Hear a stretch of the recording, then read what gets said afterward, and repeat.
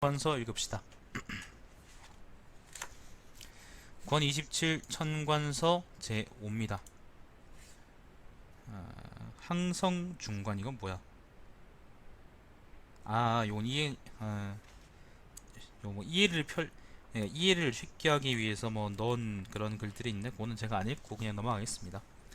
자, 중관에는 천극성이 있는데 여기서 뭐 중관이나 뭐 그 중관이나 뭐 천극성이나 뭐 이런 말들은 여러분이 몰라도 됩니다. 그냥 내가 지금 나도 지금 서로 읽고 있지만은 이게 우리가 일단 뭐 세가나 뭐 세가나 이제 그 뭐 본기나 열전 같은 책하고는 좀 많이 다르잖아, 그죠? 많이 다른데 그 내가 뭐 중요한 얘기는 내가 각주를 보고 말씀드리겠지만은 그렇지 않고 뭐 세세한 거에 대해서는 여러분이 뭐 직접적으로 이해하실 필요 없고 그냥 천관서에는 이런 내용들이 적혀 있구나 라는 걸 이해하시면 될 것 같아요.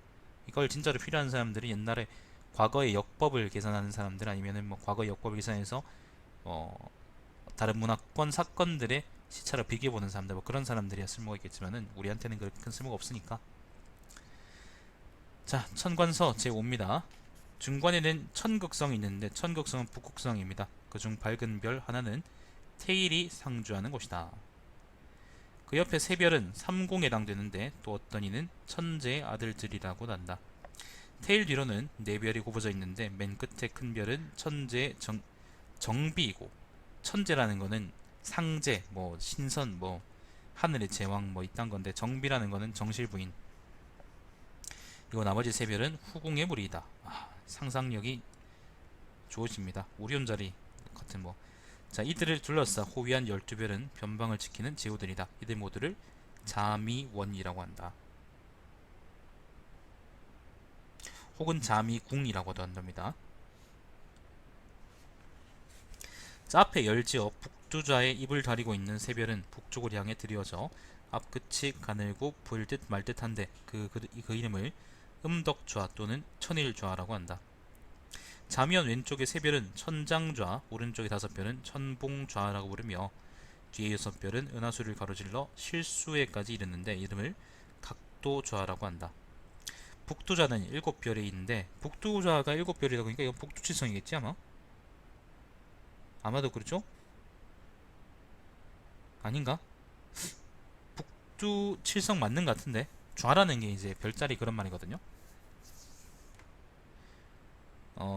북두칠성 본 적이 있어요, 여러분? 나는 얼마 전에 보고 왔는데 난 저번에 거제도 가서 보고 왔지.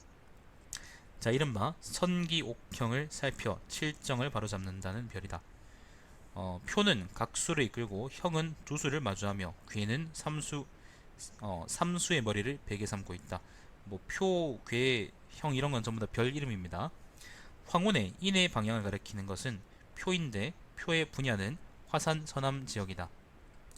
밤중에 인을 가리키는 것은 형인데 형의 분야는 중주의 황화와 제수 사이의 지역이다. 새벽에 그것을 가리키는 것은 괴인데 괴의 분야는 동해에서 태산 지역에 이르는 동북 지역이다. 북두좌는 천체가 타는 수레로서 하늘의 정중앙을 운행하면서 사방을 통제한다. 음양을 나누고 사계절을 정하고 오행을 조절하면서 절기를 바꾸고 제기를 확정짓는 모든 것이 북두좌에 연계된다. 자, 두괴는 문창좌를 이고 있는데 이는 별 여섯 개가 광주리 모양으로 열을 지어 있다. 문창좌의 첫째 별은 상장, 둘째 별은 차장, 셋째 별은 귀상, 넷째 별은 사명, 다섯 번째 별은 사중, 여섯 번째 별은 사록이다. 두 개의 속은 귀인의 감옥이다. 두 개 아래에는 여섯 개의 별이 있어서 두 개씩 나란히 열을 지어 있는데 이것을 삼퇴좌라고 한다. 삼퇴좌라고 부른다. 삼퇴좌, 삼퇴좌, 삼퇴성? 설마? 삼퇴성이네. 그거네. 그 오리온 자리에 그거네요. 자, 삼퇴좌의 색이 화평하면 임금과 신하가 화복하며 그 색이 화평하지 못하면 임금과 신하가 서로 어긋나게 된다. 그렇진 않습니다, 여러분. 자, 보성이 밝고 가까이 있으면 대신이 친근하여 힘을 지니고 보성이 미약하고 멀리 있으면 대신이 소원하여 능력을 지니지 못한다. 그렇지도 않습니다. 자, 두 병의 앞끝에는 두 개의 별이 있는데 가까이 있는 것이 천보성으로 초여성이라고 부르며 멀리 있는 것이 천순성으로 천봉성이라고도 부른다. 꺾어 둘러선 15별이 두 병에 다 있는데 이것이 천인의 감옥이다. 천인, 천한 사람들의 감옥이다. 이 감옥 안에 별이 가득 차면 죄인이 많아지고 별이 드물면 죄인이 풀려난다. 그렇지 않습니다, 여러분. 천일좌, 천창좌, 천봉좌, 천모성, 천순성이 동요하며 광망이 커지면 전쟁이 발생한다. 여러분, 그렇지 않습니다. 자, 동관은 창룡의 현상이며 창룡의 형상이며 방수와 심수가 있다. 방수, 심수, 무슨 수, 실수 이런 말이 나오는데 오늘 28수라 그래가지고 하늘의 방위를 이런 말일걸요? 아니면 그 방위에 있는 대표적인 별들이 이런 말들? 자, 심수는 명당인데 그 큰 별은 천왕이고 그 앞별과 뒷별은 태자와 서자이다. 이 별들은 직선으로 늘어서지 말아야 하며 만약 직선을 이루면 천왕의 정책 결정이 잘못된다. 방수는 천재의 관서이며 또 천재의 마차이다. 그 북쪽은 좌참성과 우참성이고 그 옆에 두 별은 구성과 금성이며 북쪽의 한 별은 할성이다. 동북쪽에 12개의 별이 굽어져 있는데 이를 천기좌라고 하며 천기좌 가운데는 천시원이라는 4개의 별이 있고 또 시루좌라는 6개의 별이 있다. 천시원 속에 별이 많으면 경제가 번영하고 그 속에 별이 드물면 경제가 공핍해진다. 방수 남쪽에 있는 매우 많은 별들은 기관자라고 부른다. 여러분, 경제하고 관련이 없습니다. 자, 각수 왼쪽의 별은 법관이고 오른쪽의 별은 장군이다.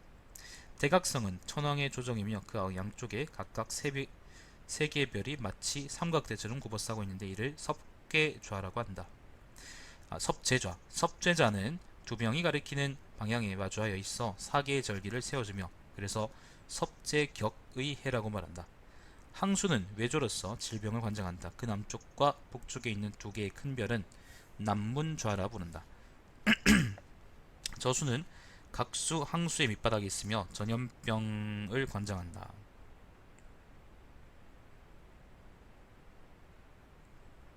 자, 미수에는 잠깐만요. 여러분, 내가 이걸 사진을요 이걸로 하지 말고 다른 걸로 바꾸자.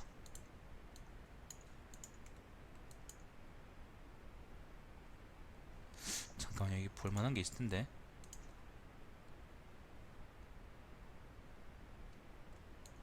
천상열차 분야질도 말고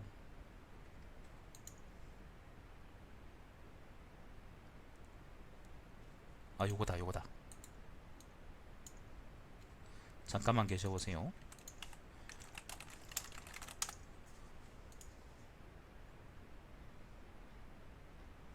요거 올까요? 여기 근데 잘 보이진 않는데 여기 나오는 그 별들이 요게 소주 천문도라는 거예요. 그 현존하는 가장 오래된 석각 천문도인데 요게 뭐 여러분한테 도움이 될지 모르겠는데 요거를 보면서 얘기를 해보도록 하죠. 별로 도움은 안 될 것 같습니다, 내 생각에. 자, 소주 천문도.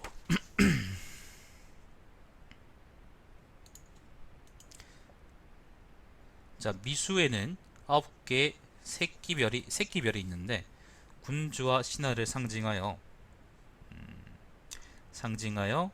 서로 멀리 떨어져 있으면 군신 사이가 불화된다. 기수에는 시비를 가리는 세객으로 분쟁을 상징한다. 화성이 각수의 자리를 침범하거나 점거하면 전쟁이 일어난다. 화성이 방수, 심수의 자리를 침범하거나 점거하는 것은 제왕이 싫어하는 현상이다. 그렇지 않습니다.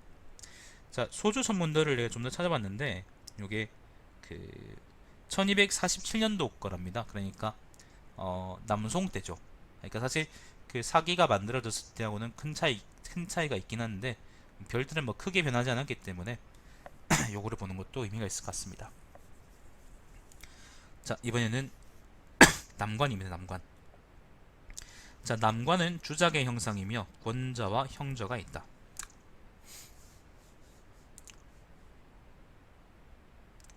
그 색이 뭐지? 뭐지? 그 색이 이름이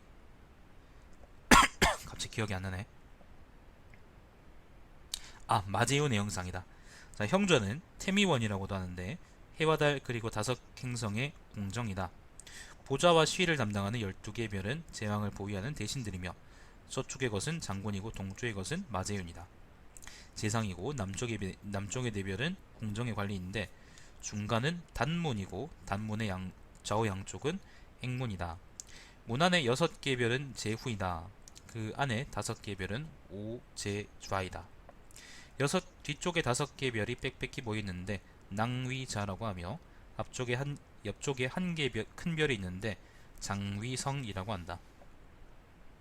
달과 5 행성이 서쪽에서 태미원으로 들어가며 정상의 길을 따르면 이들이 오제좌로 나올 때까지 이들에게 자리를 점거당하는 별을 관찰하여 그 별에 의해 상징되는 대신과 관리들에게 황제의 징벌을 내린다. 만약 동쪽으로부터 태미원에 들어가 정상의 길을 따라가지 않으면 이들에게 침범하는 별을 살펴 그 별에 의해 상징되는 대신과 관리에 대하여 황제가 죄명을 내리게 된다. 오제좌를 침범하거나 점거하여 재앙이 분명히 표현되면 반드시 여러 신하들과 관리들이 짜고 난리를 도모하는 것이다. 금성과 화성의 침범이나 점거는 특히 더 심하다. 태미원에 딸린 열을 지은 별들의 서쪽에 들이운 5개의 별은 소미좌라고 하는데 사대부를 상징한다. 사대부. 번좌는 헌원좌라고 하기도 하는데 헌원좌는 황룡의 형상을 하고 있다. 앞쪽의 큰 별은 황후이고 옆쪽의 작은 별들은 비빈과 희첩들이다. 이들이 달과 5 행성에게 침범이나 점거를 당하는 경우의 징조는 형좌의 것과 마찬가지다. 그렇지 않습니다. 정수는 물의 일을 관장한다. 그 서쪽에 깊이 숨은 한 개의 별이 있는데 월성이라고 한다. 월성의 북쪽은 북하좌이고 남쪽은 남화좌이다. 북하좌, 남하좌, 천궐좌의 중간은 교통의 요충지이다. 귀수는 제사와 축원의 일을 주관하는데 그 중간에 있는 한바탕의 흰 빛은 질수이다. 화성이 남화좌, 북화좌를 점거하면 전쟁이 발생하고 곡물이 익지 않는다. 그러므로 제왕의 덕정은 형좌에 유람행차는 천황좌에 나쁜 행위는 월성에 재앙은 정수에 주살은 질수에 그 징조가 나타난다. 그렇지 않습니다. 뭐 제사가 그러니까 농사가 잘 안 된다. 그거는 근거가 있을 수 있어요. 근데 뭐 예를 들면 주살의 징조다 그런 거는 사실 뭐 예. 자, 유수는 주작의 불의로서 초목을 관장한다. 성수는 주작의 목줄기며 목청으로 긴급한 사안을 관장한다. 장수는 모이주머니며 주방으로서 손님의 십사대기석을 관장한다. 익수는 마제윤의 날개로서 먼 곳에 손님을 접대하는 일을 관장한다. 진수는 차량으로서 바람을 관장한다. 그 옆에 작은 별이 하나 있어 장사성이라고 하는데 미소하여 보통은 밝게 빛나지 않으며 이것이 진수의 네 별과 같은 밝기에 빛을 내거나 5 행성이 진수 가운데로 침입하면 큰 전쟁이 발발한다. 진수 남쪽에 매우 많은 별들은 천고좌, 천루좌라고 한다. 천고좌에는 5고성이 있는데 이것이 광망을 내뿜거나 또는 더 많아지거나 숨어 없어지거나 하면 거마를 처리할 수 없게 된다. 서관에는 함지좌가 있고 천오황자라고 한다. 오황자는 오방천재의 술의 창고이다. 화성이 침입하면 한발이 금성이 한발이 그러니까 한파가 금성이 침입하면 전란이 수성이 진입하면 수재가 발생한다. 그 중간에는 삼주좌가 있는데 삼주좌가 숨어 없어지면 전쟁이 발생한다. 규수는 봉시좌라고 하며 수로를 관장한다. 누수는 군중의 소집을 관장한다. 위수는 천재의 식량창고이다. 그 남쪽에 매우 많은 별들이 있는데 괴적좌라고 부른다. 묘수는 모두좌라고도 하기도 하는데 호인을 상징하는 별로서 상사를 관장한다. 필수는 한거좌라고 하며 변방의 군대를 상징하며 사냥을 관장한다. 그것의 큰 별의 곁에 있는 작은 별은 부의성인데 부의성 요동하면 참언으로 분란을 일으키는 인간이 간신히 제왕 가까이에 있다. 묘수와 필수의 사이에는 천과자가 있는데 그 북쪽은 음의 국가이고 남쪽은 양의 국가이다. 삼수는 백호의 형상이다. 직선으로 늘어선 세 별은 저울 때이다. 아래쪽에는 3개의 별이 있는데 이것들은 상단이 뾰족하고 벌좌라고 부르며 참형의 일을 관장한다. 삼수 바깥의 4별은 좌견, 우견과 좌퇴, 우퇴이다. 세 개의 작은 별이 귀퉁이에 배열되어 있는데 이름은 자수이고 호랑이 머리 모양이며 야생의 음식물을 관장한다. 삼수의 남쪽에 네 가지 별이 있는데 천측좌라고 한다. 천측좌 아래에 별이 하나 있는데 이것이 천시성이다. 천시성이 황색을 띠면 길하고 청백 흑색을 띠면 흉하다. 그렇지 않습니다, 여러분. 삼수의 서쪽에는 9개의 별이 구워져 있는데 이것들은 세 곳에 나뉘어 배열되어 있다. 첫째 무리는 천귀좌이고 두 번째 무리는 천원좌이며 셋째 무리는 구유좌이다. 삼수의 동쪽에 큰 별이 하나 있는데 이것이 천랑성이다. 천랑성이 뭐냐면은 우리가 시리우스라고 부르는 별입니다. 상당히 밝은 별이에요. 나는 그저께도 시리우스를 보고 왔지. 거제도에서. 그저께가 아니구나. 천랑성의 광망의 색깔이 변하면 도적이 많아진다. 아래에 있는 호좌라는 4개의 별이 있는데 천랑성을 마주하고 있다. 지평선 가까이에 큰 별이 하나 있는데 이것이 남극노인이다. 남극노인이 나타나면 평안하여 사건이 없고 나타나지 않으면 전쟁이 일어난다. 늘 추분 때의 성의 남쪽 교회에서 관측된다. 자, 부의성이 필수속으로 드러나면 전쟁이 일어난다. 자, 북과는 현무의 형상이며 호수와 위수가 있다. 위수는 궁실의 축조를 관장하며 호수는 고급하는 일을 관장한다. 그 남쪽에는 많은 별들이 있는데 이를 우림천군이라고 부른다. 천군좌의 서쪽은 누좌로서 월좌라고도 한다. 그 옆에 큰 별이 하나 있는데 북락성이다. 만약 북락성이 숨어 없어지고 천군좌가 요동하며 광망이 점점 드물어지면 그리고 5행성이 북락성을 침범하여 천군좌에 침입하면 전쟁이 일어난다. 화성, 금성, 수성이 침입하면 특히 심하다.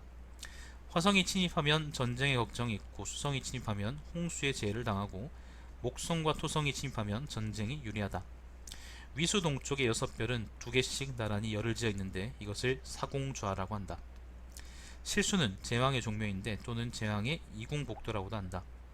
은하 속에는 4개의 별들이 있는데 이것이 천사좌이다. 옆에 별 1개는 왕량성이다. 왕량성이 책성을 채찍삼아 천사좌의 말을 몰고 있으면 전차와 기마병이 들판을 가득 채운다. 그렇지 않습니다.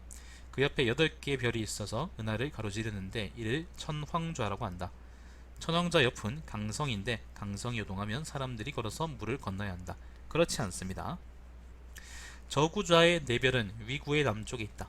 포과좌 자리를 객성이 점거하면 물고기, 소금 등의 값이 오른다. 그렇지 않습니다, 여러분. 두수는 조당이며 그 북쪽은 건좌이다. 건좌는 하늘의 빛발이다. 우수는 제사에 쓸 희생의 짐승을 관장한다. 그 북쪽은 하고좌이다. 하고좌의 큰 별은 상장이고 왼쪽의 별은 좌장이며 오른쪽의 별은 우장이다. 여수의 북쪽에는 직녀좌가 있는데 직녀좌는 천체의 손녀들이다. 자, 이번에는 그 목성이 관한 이야기입니다. 해와 달의 운행을 관찰하여 세성의 순행과 역행을 추정한다. 세성이라는 게 목성입니다. 목성입니다. 자, 목성은 동방을 상징하여 나무에 해당하며 봄을 주관하고 가을의 날짜에 배합된다. 임금이 정의를 잃으면 그 경계가 목성에 나타난다. 목성의 운행에는 영과 축이 있으며 영이라는 거는 봅시다. 영축이 영이라는 게 이제 진의 의미고요. 순행한다는 의미고 축이라는 게 퇴의 의미라서 역행한다는 의미랍니다.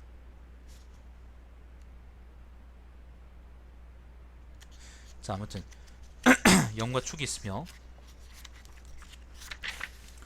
그것이 도달한 사에 따라 그 분야의 나라를 확정한다. 목성이 위치하는 국가에 대한 정벌은 불가능하고 그렇지 않습니다. 그 국가가 다른 이를 정벌할 수는 있다. 보통 도달하던 제사를 지나 전진한 것은 영이라고 하고 제4에 못 미쳐 머무는 것을 축이라고 한다. 역행순행이 아니구나. 영의 경우에는 그 국가의 병란이 일어나 회복되지 못하며 축의 경우에는 그 국가에 우환이 있어 장군이 죽고 국군이 기후로 패망하게 된다. 다른 내행성이 모두 목성을 따라와 5별이 같은 사에 모이면 그 밑에 나라가 천하의 정의를 펼 수 있다. 요거를 우리가 오성취루라고 합니다. 여기서 내행성이라 그러는 거는 목성, 토성, 그 다음에 화성, 그 다음에 달, 그 다음에 하나 또 뭐지? 120배 쪽에 이게 뭐야? 120배 이게 다섯 행성이 되는 게 아씨 뭐더라? 달하고 화성, 목성, 토성. 그럼 네 개잖아. 하나 더 있는데 천왕성일 리는 없어요. 천왕성은 망원경이 발명되고 나서 보이기 시작했으니까 맨눈으로 볼 수 있는 거는 토성까지가 한 개입니다. 하나 뭐지? 금성수성은 아닐 텐데. 금성수성은 아닐 건데. 금성인가? 아무튼 그 다섯 개의 행성들이 이제 그 달도 이제 다른 행성은 아닌데 그 행성이라고 보는 거예요. 달 그런 게 이제 한 군데 모여 있으면 그걸 오성취류라 그러거든요. 오성취류. 다섯 개의 별이 모여 있다라고 얘기하는 건데 옛날에 이제 환단고기 때문에 그 오성취류가 되게 유명해졌죠. 환단고기에 이제 오성취류 관측된 날이 있는데 시뮬레이션 돌려보니까 진짜로 그날이 그날인 거야. 이게 뻥인 건지 아니면 뭔가 누가 계산을 해서 그렇게 맞춘 건지 모르겠다. 라고 이제 옛날에 그 국립천문연구원인가? 거기 박창범 교수가 그 얘기해서 욕먹은 적이 있죠. 사학과에서는 깠지. 자, 아무튼 오성취류라고 합니다. 근데 이런 일이 천문학적으로 그렇게 흔하지가 않아요. 흔하지가 않아가지고 만약에 어떤 날에 어떤 해에 오성취류가 있었다 그러면은 그게 이제 연도를 추산하거나 연도가 이제 맞는지 확인하는 데는 굉장히 이제 중요한 단서가 될 수 있습니다. 왜냐하면 별 모양 별의 그 운행이라는 건 어쨌건 대체로 일정하기 때문에 대체로 규칙적이기 때문에 우리가 계산할 수 있거든, 역산할 수 있거든요. 자, 섭제격의 해는 세음이 왼쪽으로 운행하며 인에 이르고 목성은 오른쪽으로 돌아 축에 머문다. 정월에는 목성이 두수, 우수와 함께 이른 아침 동방에 출현하는데 이를 감덕이라고 하며 매우 푸른색의 빛을 뿜는다. 목성이 성찰을 어기면 그 응험이 유수의 분야에 보여 그 해 전반에는 물이 많고 후반에는 한 발이 든다. 그렇지 않습니다. 목성은 떠올라서 동쪽으로 12도를 운행하여 100일 만에 멈춰 서쪽으로 되돌아 서쪽으로 역행하며 8도를 역행하며 100일 만에 다시 동쪽으로 운행한다. 목성이 왜 역행하느냐 라는 거는요, 내가 지금 뭘 어떻게 구체적으로 설명드릴 수는 없고, 그 외행성하고 내행성 사이에 공전 주기의 차이가 있습니다. 내행성이 더 빨리 돌아요. 그러니까 지구가 목성보다 빨리 돈단 말이지. 그렇기 때문에 특정한 위치에 있을 때는 목성이 움직이고 있긴 한데 지구보다는 천천히 움직이기 때문에 오히려 목성이 거꾸로 가는 것처럼 보일 때가 있습니다. 그게 이제 역행이에요.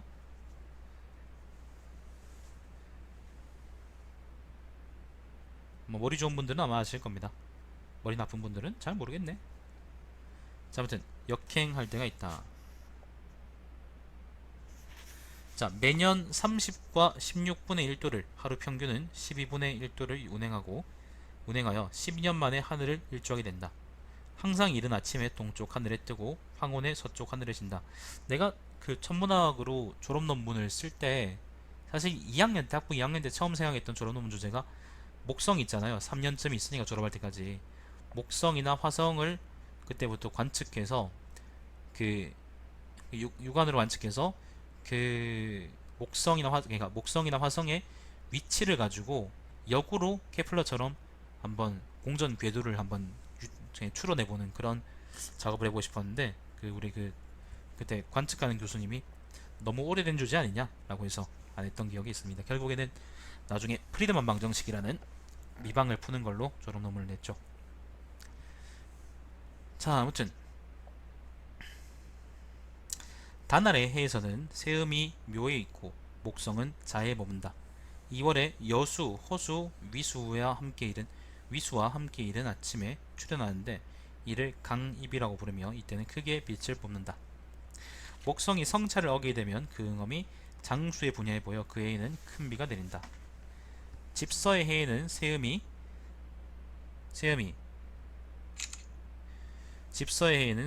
진에 있고 목성은 해에 머문다. 3월에 실수, 벽수와 함께 이른 아침에 출현하는데 이를 청장이라고 부르며 이때는 매우 선명한 청색을 띈다. 목성이 성차를 어기면 그 응엄이 진수의 분야에 보여 그의 전반에는 한발이 들고 후반에는 물이 많다. 그렇진 않습니다, 여러분. 대황락의 해에는 세음이 사에 있고 목성이 술에 머문다. 4월에 규수, 누수와 함께 이른 아침에 출현하는데 이를 병종이라고 부른다. 이때는 활활 타오르는 붉은색으로 빛을 뿜는다. 목성이 성차를 어기면 그 응엄이 항수의 분야에 보인다. 돈장의 해에는 세음이 오에 있고 세음이 오에 있고 목성은 유에 머문다. 5월에 위수, 묘수, 필수와 함께 이른 아침에 출현하는데 이를 계명이라고 부르며 이때 매우 강렬한 빛을 내뿜는다. 이런 때에는 군사행동을 멈춰야 한다. 하니 제왕과 제후들의 시정에는 이롭지만 용병에는 이롭지 못하기 때문이다. 목성이 성찬을 이르면 그 응엄이 방수의 분야에 모인다. 이에 전반에는 한 발이 들고 후반에는 물이 많다. 협흡의 해에는 세음이 미에 있고 목성은 신에 머문다. 미신 자 이런 건 전부 다 당연히 여러분이 아는 자초기묘 진사오미 신유술해입니다. 자, 12지죠, 그죠? 협흡의 해에는 세음이 미에 있고 목성은 신에 머문다. 6월에 자수, 삼수와 함께 이른 아침에 출현하는데 이를 장렬이라고 부르며 이때 밝고 환한 빛을 뿜는다. 목성이 성차를 어기면 그 응엄이 기수의 분야에 모인다. 자, 군탄의 해에는 세음이 신에 있고 목성은 미에 머문다. 7월에 정수, 귀수와 함께 이른 아침에 출현하는데 이를 대음이라고 하고 이때는 밝고 환한 흰색을 띈다. 목성이 성차를 어기면 그 응엄이 우수의 분야에 모인다. 자각의 해에는 세음이 유에 있고 목성은 오에 머문다. 8월에 유수, 성수, 장수와 함께 이른 아침에 출현하는데 이를 장왕이라고 부르며 이때는 사방으로 광망을 뿜는다. 국가가 이제 곧 흥성하며 오곡이 잘 익는다. 목성이 성차를 어기면 그 응엄이 위수의 분야에 모이며 한 발이 들지만 수확은 풍성하고 후비가 좁고 민간의 질병이 든다. 업무의 해에는 세음이 술에 있고 목성은 사에 머문다. 9월에 익수, 진수와 함께 이른 아침에 출현하는데 이를 천휴라고 하며 흰색으로 매우 밝다. 목성이 성차를 어기면 그 응엄이 벽수의 분야에 보이며 그 해에는 물이 많고 후비가 죽는다. 대연헌의 해에는 세음이 해에 있고 목성은 진에 머문다. 10월에 각수, 항수와 함께 이른 아침에 출현하는데 이를 대장이라고 한다. 새파란색으로 별이 약동하듯 하면서 은근히 새벽 하늘에 나타나는데 이를 정평이라고 부른다. 군대를 동원하면 그 장수가 반드시 용감하고 나라에 덕이 있으면 장차 사해를 가지게 된다. 온 세상을 정복할 수 있다, 그런 말이죠. 목성이 성차를 어기면 그 응엄이 누수의 분야에 보인다. 곤돈의 해에는 세음이 자에 있고 목성은 묘에 머문다. 11월에 저수, 방수, 심수와 함께 이른 아침에 출현하는데 이를 천천이라고 부른다. 검푸른색으로 매우 밝다. 강물과 호수가 불어나며 군대를 일으키기에 불리하다. 목성이 성차를 어기면 그 응엄이 묘수의 분야에 보인다. 적분 약의 해에는 세음이 축에 있고 목성은 인에 머문다. 12월에 미수, 기수와 함께 이른 아침에 출현하는데 이를 천호라고 부른다. 어둑어둑한 검은색으로 매우 밝다. 목성이 성차를 어기면 그 응엄이 삼수에 보인다. 목성이 머물러야 하는데 머물지 않고 머물되 좌우로 흔들리고 아직 떠날 때가 아닌데 떠나고 다른 배우가 만나고 하면 그 나라는 흉하다. 머무는 것이 오래면 그 나라에 두터운 덕이 있다. 목성의 광망이 흔들리고 작아졌다 커졌다 하고 색깔이 자주 변하면 그 나라의 임금에게 근심이 있다. 목성이 성차와 사를 어기고 내려가 동북쪽으로 나아가면 3달 뒤에 천봉성이 생기는데 이것은 길이가 4장이고 끝이 뾰족하다. 동남쪽으로 나아가면 3달 뒤에 해성이 생기는데 그렇지 않습니다. 이것은 길이가 2장이고 빗자루 모양이다. 서북쪽으로 몰려나면 3달 뒤에 천참성이 생기는데 이것은 길이가 4장이고 끝이 뾰족하다. 서남쪽으로 물러나면 3달 뒤에 천창성이 생기는데 이것은 길이가 여러 장이고 양끝이 뾰족하다. 목성이 출현하는 나라는 조심스레 관찰하여 큰 일을 일으키거나 전쟁을 하면 안 된다. 목성이 출현이 떠오르다가 가라앉는 듯하면 그 나라에는 토목공사가 있고 가라앉다 떠오르는 듯하면 그 분야의 나라는 멸망한다. 색깔이 붉고 광망이 있으면 목성이 머무른 나라가 흥성한다. 목성의 광망을 마주하고 전쟁을 하면 이기지 못한다. 색깔이 등황색이고 가라앉으면 목성이 머무는 분야에 큰 풍작이 있다. 색깔이 청백색, 적괴색이라면 목성이 머무는 분야에 근심이 있다.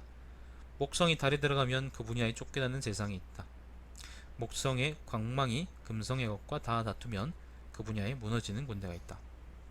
목성은 달리 섭제, 중화, 응성, 기성 등의 이름으로도 불린다. 실수는 제왕의 조묘인데 이것이 바로 목성의 궁전이다. 목성은 제왕의 별입니다. 크거든요. 일단 크고 그리고 느릿느릿하게 움직이니까. 자, 이번엔 화성입니다. 강의한 기운을 관찰하여 형혹의 위치를 판정한다. 화성은 남방을 상징하여 불에 해당하며 이름을 여름을 주관하고 병정의 날짜에 배합된다. 임금이 예법을 어기면 그 경계가 화성에 나타나는데 화성이 제 길을 잃는 것이 그것이다. 화성이 나타나면 전쟁이 나고 숨으면 전쟁이 쉰다. 신기한 게 헬라스 놈들도 화성을 보고 전쟁의 신이라고 그렇게 비유했잖아요. 새빨개서 그런가? 새빨갛고 상대적으로 빨리 움직이는 그런가? 자, 도달한 사에 따라서 그 분야의 나라를 확정한다. 화성은 폐란, 잔적, 질병, 사상, 기아, 전쟁을 상징한다. 화성이 길을 돌이켜 2사 이상을 가서 머무르기를 3달이면 재앙이 있고 5달이면 전화를 있고 7달이면 절반의 땅을 잃으며 9달이면 끊어진다. 나라의 명명이 태반의 땅을 잃는다. 여전히 머물면서 출몰을 반복하면 그 나라의 명맥이 끊어진다. 그것이 머무로 인한 재앙이 빨리 오면 본래는 컸을 것이 작아지고 오래 있다 보면 본래는 작을 것이 커지게 된다. 화성의 남쪽은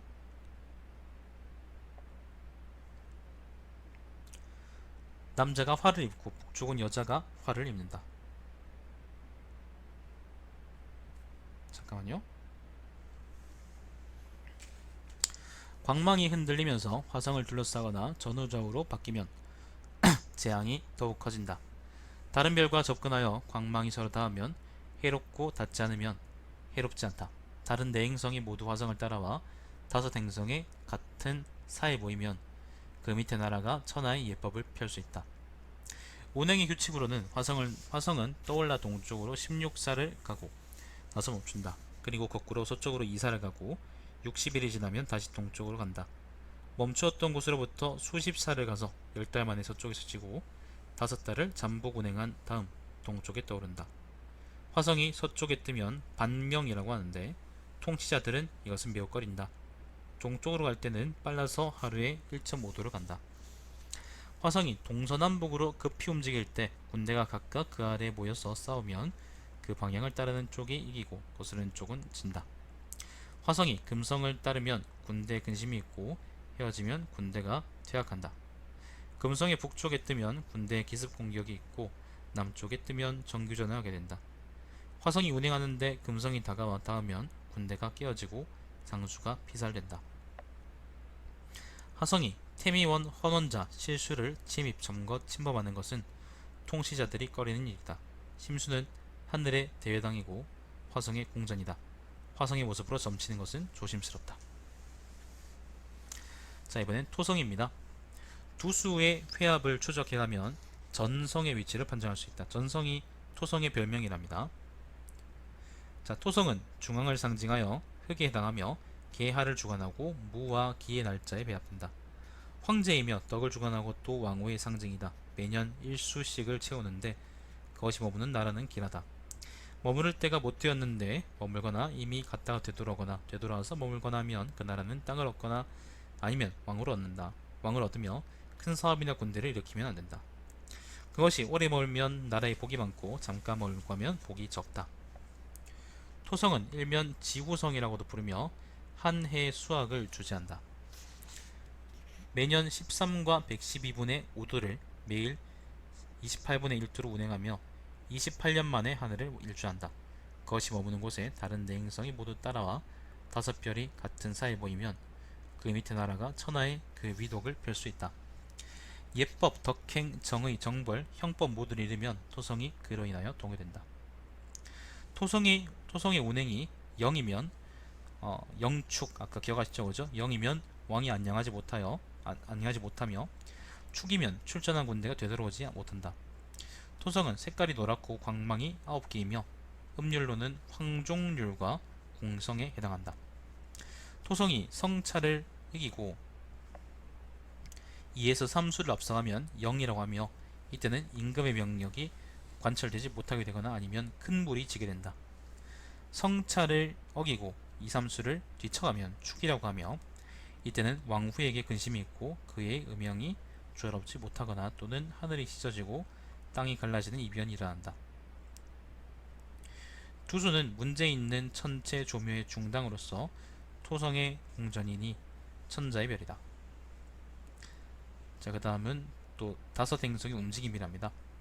목성이 토성과 만나면 내란과 기근이 있으니 임금은 전쟁을 하지 말아야 하고 싸우면 패한다. 목성과 수성이 만나면 계획과 사업을 변경하게 된다. 목성이 화성과 만나면 한 발의 피해가 있다. 목성이 금성과 만나면 상사나 수재가 있다. 금성이 남쪽에 있으면 음양의 화합이 라고 하며 그의 국물이 잘 익는다. 금성이 북쪽에 있으면 수확이 매우 나쁘다.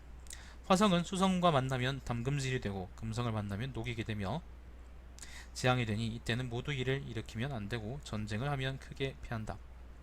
토성과 만나면 우환이 있어 왕에게 나쁜 신하가 있고 크게 기근이 들고 전쟁이 지고 군대가 피우주하며 군대가 포위되고 일을 일으키면 크게 실패한다. 토성이 수성과 만나면 수확은 풍성하지만 유통이 막히고 군대가 뒤집혀 섬멸당하고 나라에서 큰 사업을 일으키면 안된다. 토성이 출현하면 땅을 잃고 사라지면 땅을 잃는다. 금성과 만나면 질병과 내전이 있고 땅을 잃는다. 세행성이 만나면 그 사이에 해당하는 지상의 나라의 안팎으로 전쟁과 재난이 있고 임금이 바뀐다. 내행성이 만나면 전쟁과 재난이 함께 일어나 귀족들은 근심하고 백성들은 유랑한다. 다섯 행성이 만나면 이는 길을 바꾼 것으로 덕이 있는 이는 복을 받아 임금을 바꾸고 사방의 땅을 통합하여 자손이 번창한다. 덕이 없는 이는 재앙을 당하거나 멸망한다. 다섯 행성이 모두 크면 일도 크고 모두 작으면 일도 작다. 행성이 일찍 나오면 영이 되는데 영인 것은 빈객이 된다. 늦게 나오면 축이 되는데 축인 것은 주인이 된다. 반드시 천상의 응험이 두 병이 나타난다. 같은 사에 함께 있으면 모였다고 하고 서로 가려 누르면 싸운다고 하는데 7촌 안에 있으면 반드시 재앙이 있다. 별들이 서로 싸운다 아니면 서로 이제 모였다 그런 말들이 이런 의미군요. 다섯 행성이 최고 둥글면 상사와 한 해가 있으며 한 해 그러니까 춥다 그런 거요. 붉고 둥글면 내부가 평안하지 않고 전쟁이 있게 되며 푸르고 둥글면 우환과 수재가 있으며 검고 둥글면 질병이 돌아 많은 사람이 죽게 되고 노랗고 둥글면 길하다. 광망의 색깔이 적색이면 자기 나라를 침범하는 자가 있고 황색이면 영토 싸움이 있게 되고 백색이면 울음소리가 나고 있고 청색이면 전쟁의 근심이 있고 흑색이면 수재가 있다. 다섯 행성이 같은 색깔을 띠면 천하의 전쟁이 그치고 백성들이 안녕 번창하며 봄에는 바람이 불고 가을에는 전쟁이 그치고 봄에는 바람이 불고 가을에는 비가 오며 겨울에는 춥고 여름에는 덥다. 정상이네요. 토성은 나타나서 120일이 되면 거꾸로 서행하며 서행한 지 120일이 되면 되돌아서 동행한다. 그러니까 서행하고 동행이라는 것은 역행하고 순행을 의미하는 거예요. 나타난 지 330일 만에 사라지고 사라진 지 30여일 만에 다시 동쪽에 떠오른다. 태세가 갑인의 있으면 토성은 벽수의 자리에 있는데 원래는 실수에 있었다. 자, 이번에는 금성입니다. 태양의 운행을 관찰하면 태백의 위치를 판정할 수 있다. 금성은 서방을 상징하고 금에 해당하며 금속에 해당하며 가을을 주관하고 경, 신의 날짜에 배합되며 주사를 관장한다. 주살에 잘못이 있으면 그 경계가 금성에 나타난다. 주살이라는 건 죽이는 거. 금성이 제기를 잃으면 그 소재 사에 따라서 해당 분야의 나라들을 확정한다. 금성은 출현하여 18사를 240일 동안 간 다음 사라진다. 동쪽으로 사라져서는 11사를 130일 동안 잠복 운행한다. 서쪽으로 사라져서는 3사를 16일 동안 잠복 운행한 다음 나타난다. 나타나야 하는데 나타나지 않고 사라져야 하는데 사라지지 않으면 제4를 잃었다고 하며 군대가 깨어지거나 아니면 반드시 나라의 임금이 찬탈당한다. 지금 보시면은 예를 들면 뭐 수혜가 든다 이런 거는 사실 말이 안 되는 거고, 어떤 의미에서는 말이 될 수도 있긴 한데요. 근데 그거는 뭐 일단 대체로 말이 안 된다고 생각하시면 되고, 다만 이제 언제 며칠 동안 어느 정도를 이동한다는 거 있죠. 요런 기록들은 내 생각에 지금 보니까 대체로 맞는 거거든. 사라는 게 방향일 겁니다. 방향 28수라고 그랬잖아요. 하늘을 28개 나눠가지고 그 중에서 몇 개 이동한다는 걸 아마 사라고 하는 것 같은데, 근데 이거를 이렇게 일정하게 움직인다 별들이라는 걸 그 사마천식이 이미 그 사람들이 알고 있었다는 거는, 사람들이 천문 관측을 굉장히 세밀하게 알고 있었다는 거고, 그리고 일반적인 항성하고 그리고 움직이는 행성들이 어떻게 다르다는 것도 분명히 알고 있었다는 거예요. 굉장히 힘든 작업입니다. 쉽지 않은 작업이고요. 전문적인 작업입니다. 그러니까 여러분이 만약에 주안점을 두고 읽는다 그러면은 어디에 주안점을 읽고 두면은 어디에 주안점을 두고 읽으면은 좋은지를 말씀드리는 겁니다. 자, 그렇습니다. 상원의 체계에 의하면 금성은 섭제격의 해, 실수와 함께 동쪽에 떠올라 각수에 일어서서 지고, 실수와 함께 초저녁에 떠올라 각수에 일어서시며, 각수와 함께 이른 아침에 떠올라 필수에 일어서시고, 각수와 함께 초저녁에 떠올라 필수에 일어서시며, 미안합니다. 필수와 함께 아침에 떠올라 기수에 이르며 이르러서 지고, 필수와 함께 초저녁에 떠올라 기수에 이르시며, 기수와 함께 이른 아침에 떠올라 유수에 이르시고, 기수와 함께 초저녁에 떠올라 유수에 이르시며, 유수와 함께 이른 언덕에 이른 아침에 떠올라 실수에 이르러서 지며, 유수와 함께 초저녁에 떠올라 실수에 이르러서 진다. 동쪽 또는 서쪽이 떴다가 지기를 모두 합쳐 각각 5차례나 하며 8년 220일이 지나면 다시 실수와 함께 이른 아침에 동쪽에 떠오른다. 금성은 대략 1년에 한 바퀴 하늘을 돈다. 처음 동쪽에 떠오른 금성은 천천히 운행하며 매일 대략 0.5도를 가다가 120일이 되면 반드시 되돌아서 서쪽으로 1, 2, 4를 간다. 그리고 위로 올라가서 가장 높은 곳에 이른 다음 되돌아서 동쪽으로 향하는데 하루에 1.5도를 운행하며 120일이 지나면 진다. 요런 거 있잖아요. 방금 요런 기록들이 신빙성이 있다는 얘기예요. 정밀하진 않겠죠, 엄청. 자, 그 위치가 낮고 해와 가까이 있던 것을 명성이라고 부르는데, 부드러우며 부드러우며 위치가 높고 해가 멀리 뜬 것을 대효라고 부르는데 강하다. 처음에 서쪽에 떠오른 금성은 운행이 빨라 하루에 대략 1.5도를 가며 120일이 지나면 위로 올라가서 가장 높은 곳에 이른 다음 운행이 느려져 매일 0.5도를 가다가 120일이 지나면 아침에 지는데 반드시 되돌아서 서쪽으로 1, 2, 4를 가고 진다. 그 위치가 낮고 해와 가까이 있던 것을 대백이라고 부르는데 부드러우며 위치가 높고 해와 멀리 있던 것을 대상이라고 부르는데 강하다. 뜨는 시간은 진시, 술시이고 지는 시간은 축시, 미시이다. 금성이 뜰 때인다 뜨지 않고 질 때가 아닌데 지면 천하의 전쟁이 그치고 밖에 있는 군대는 돌아온다. 뜰 때가 안 되었는데 뜨고 질 때인데 지지 않으면 천하의 전쟁이 일어나고 깨지는 나라가 있다. 잠깐만요.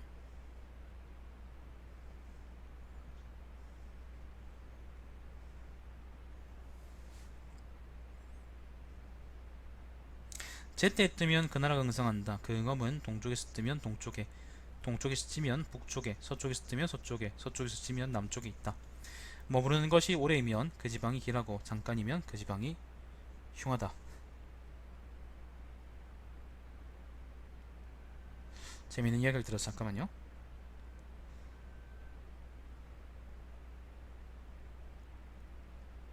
잠시만요.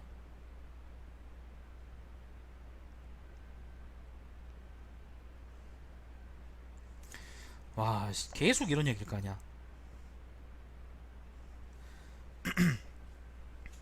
서쪽에서 떠서 동쪽으로 운행할 때에는 그 정서방의 국가가 길하고 동쪽에서 떠서 서쪽으로 운행할 때에는 그 정동쪽의 국가가 그 길하다.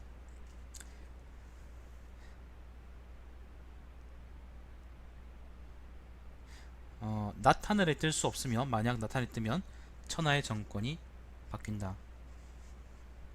이게 금성인데요. 금성은 사실 낮 하늘에 떠 있습니다. 항상 거의 항상 떠 있죠. 방향이거든요. 그 내행성이기 때문에 금성하고 수성은 낮에 떠 있고 해가 질 때 잠깐 보이는 거예요.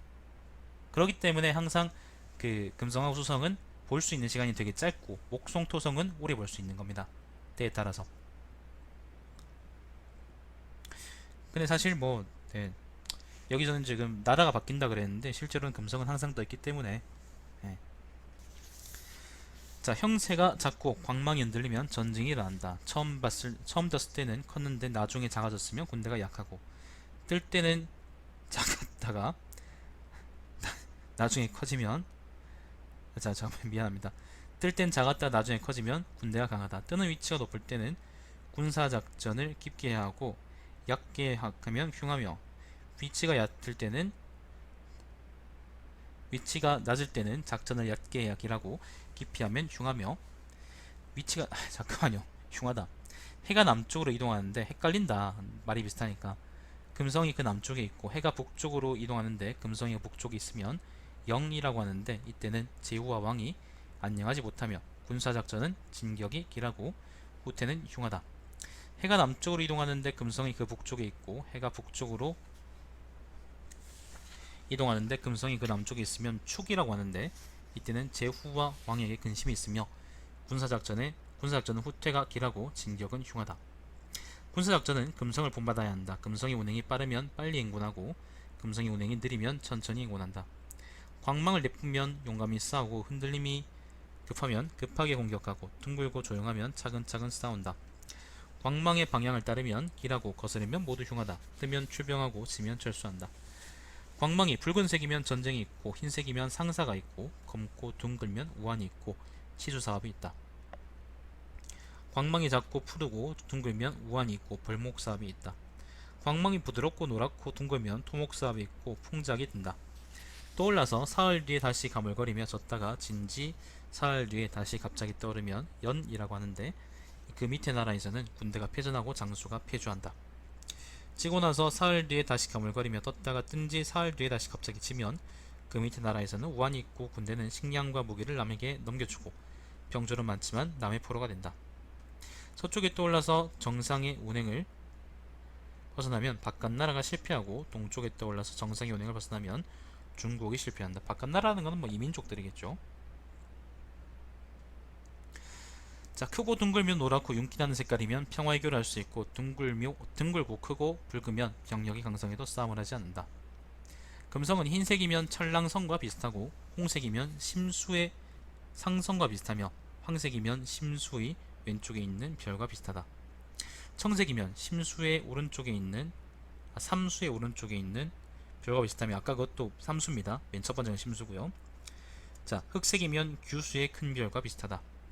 다른 네 행성이 금성을 쫓아와서 다섯 행성이 하나의 사이에 모이게 되면 그 아래의 나라에 있는 무력으로 천하를 제압할 수 있다. 정상적으로 출현하는 곳에 있으면 제자리를 얻은 것이고, 비정상적으로 출현하는 곳에 있으면 제자리를 얻지 못한 것이다. 운행이 색깔을 이기고 색깔이 자리를 이기며, 자리가 있는 것이 자리가 없는 것을 이기고, 색이 바른 것은 색이 바르지 않은 것을 이기며, 운행이 정상인 것은 다른 것 모두를 이긴다.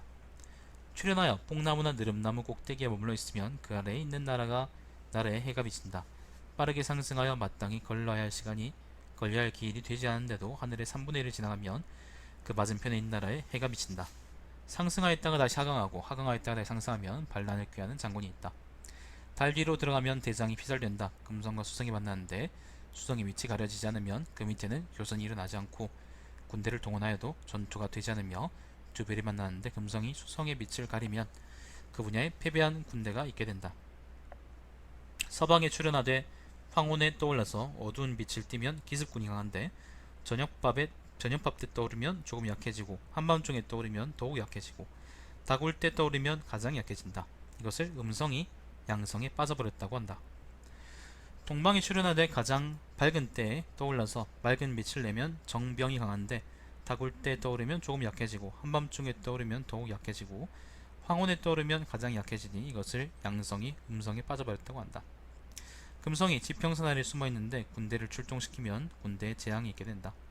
금성이 동남쪽에 나타나면 남방이 북방을 이기고 동북쪽에 나타나면 북방이 남방을 이기고 정동쪽에 있으면 동방의 나라가 승리한다. 서북쪽에 나타나면 북방이 남방을 이기고 서남쪽에 나타나면 남방이 북방을 이기고 정서쪽에 있으면 서방의 나라가 승리한다. 끝이 없다. 끝이 없어.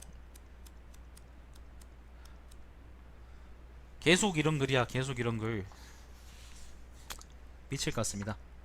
자, 금성이 항성을 침범하면 작은 전쟁이 있게 되고 다른 내행성과 서로 침범하면 큰 전쟁이 있게 된다. 그들이 서로 침범하였다가 금성이 다른 별의 남쪽으로 나오면 남쪽의 나라가 실패하고 다른 별의 북쪽으로 나오면 북쪽의 나라가 실패한다. 운행이 빠르면 무력이 일어나고 멈추면 문화가 빛난다. 흰색으로 5개의 광망을 가지고 일찍 뜨면 월식이 있고 늦게 뜨면 요성과 해성이 있어서 요성이라는 거는요, 뭐 해성은 여러분이 아는 그 해성이고 요성이라는 거는 해성처럼 갑자기 출현하는 거 있잖아요. 그런 거를 이제 요망하다 그래서 요성이라 그랬답니다. 자, 요성과 해성이 있어서 장차 그 나라를 진동케 한다.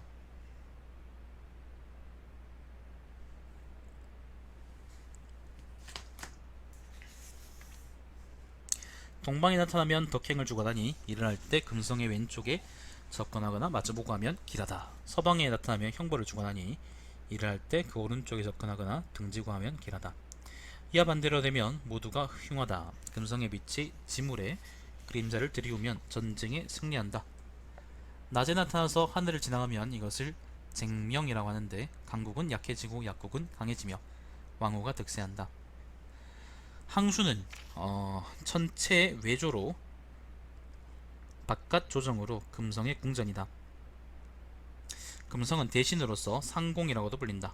금성의 다른 일부는 은성, 태정성, 영성, 관성, 궁성, 명성, 대쇠성, 대택성, 종성, 대상성. 대택성이라는 말은 들어봤어요. 천호성, 서성, 월위성 등이 있다. 대사마의 직무는 금성의 상황을 신중하게 살피고 점치는 것이다.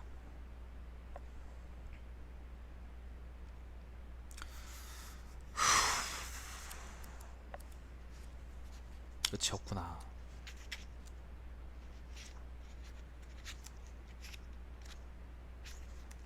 몇 쪽만 더 읽읍시다. 도저히 못 읽겠어요, 진짜.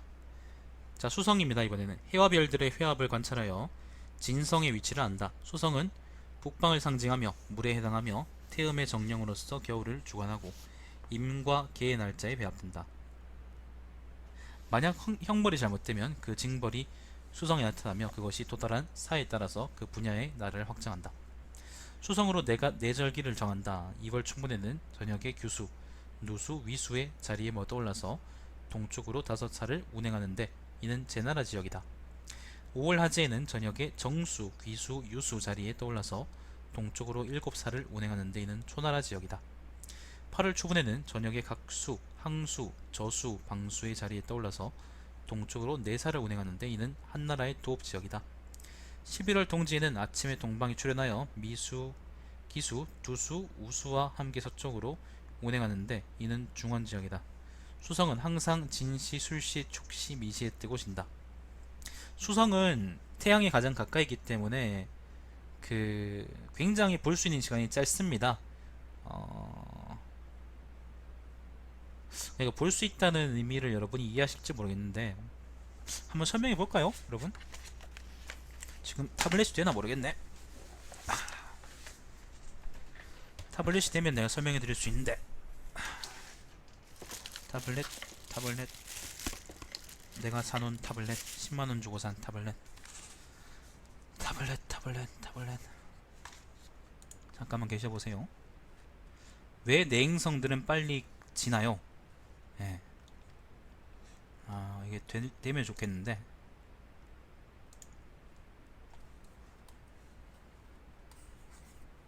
왜 타블렛이 안 될까요, 근데?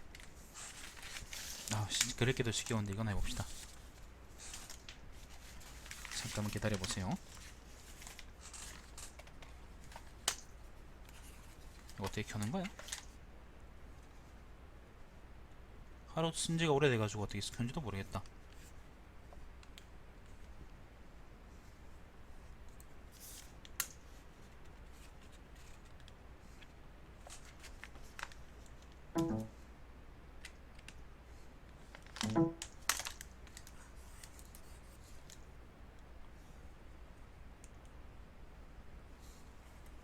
된다. 자,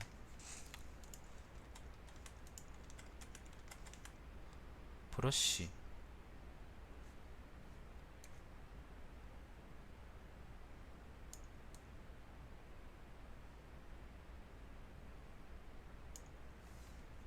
자, 브러쉬 보시면은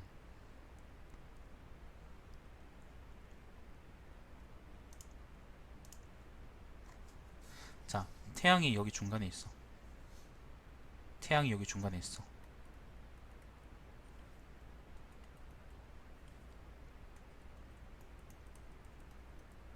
왜 이렇게 안 되지? 그림이. 잠깐만 있어봐요. 브러쉬가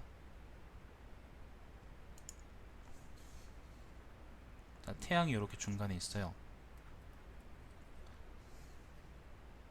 왜 이렇게 글씨가 안 써질까요?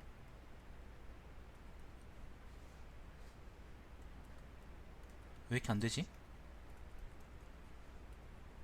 아이씨, 왜 이래?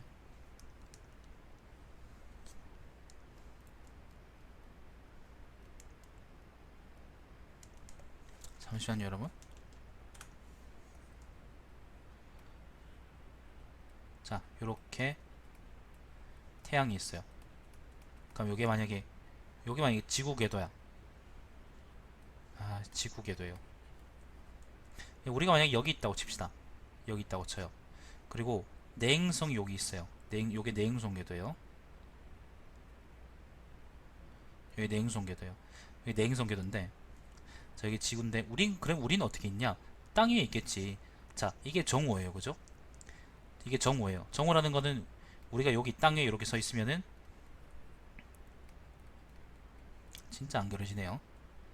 땅 위에 서 있으면은 우리 바로 머리 위에 태양이 있다라는 의미예요. 이게 정오의 의미거든요. 그러면은 해가 서쪽으로 진다 그러죠. 지구는 이쪽 방향으로 회전한다고 치면, 자, 해가 서쪽으로 치면은 지평선이 처음엔 이렇게 있다가 자, 조금 지나면은 이렇게 기울어질 거고, 그죠? 지구가 움직이니까. 자, 저녁쯤 때쯤 되면은 이렇게 기울어지겠죠, 그죠? 지평선이. 우리는 요런 방향으로 서 있게 되겠지.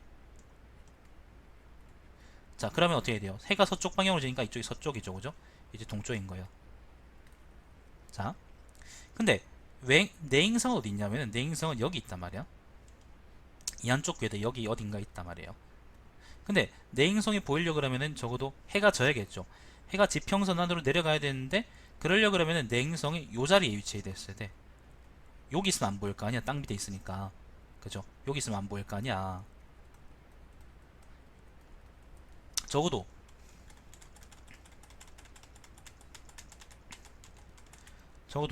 요런 자리에 있어야지 내행성이 보일 거 아니에요. 근데 우리가 알듯이 이제 밤이란 건 빨리 오는 거고, 지구가 자전함에 따라서 또 지평선이 이렇게 기울어질 텐데, 그렇게 되면 어떻게 돼요? 조금만 기울어져도 이렇게 이제 딱 걸려버리겠죠, 궤도에. 그러면은 요 궤도에 딱 걸릴 때 내행성 이 자리에 있으면 우리가 이거를 땅에 딱 붙여가지고 딱 관측할 수 있다는 말이지. 좀 말이 어려우실 텐데, 이걸 우리가 최대 이각이라 그래요. 최대 이각. 최대 이각이라 그래서 그 내행성을 관측할 수 있는 가장 그 아무튼 좋은 위치이지 사실은. 왜냐하면 가장 멀리까지 회전해도 어쨌건 내행성을 볼 수 있는 거니까. 근데 이렇게도 수성의 경우에는 금성의 경우 좀 낫습니다. 금성은 지구하고 가까우니까. 수성의 경우에는 어떻게 됐어요? 금성보다도 더 안쪽에 이렇게 궤도가 있단 말이야. 이렇게. 그럼 어떻게 최대 이각이 좀 더 작을 거고. 그럼 어떻게 돼요?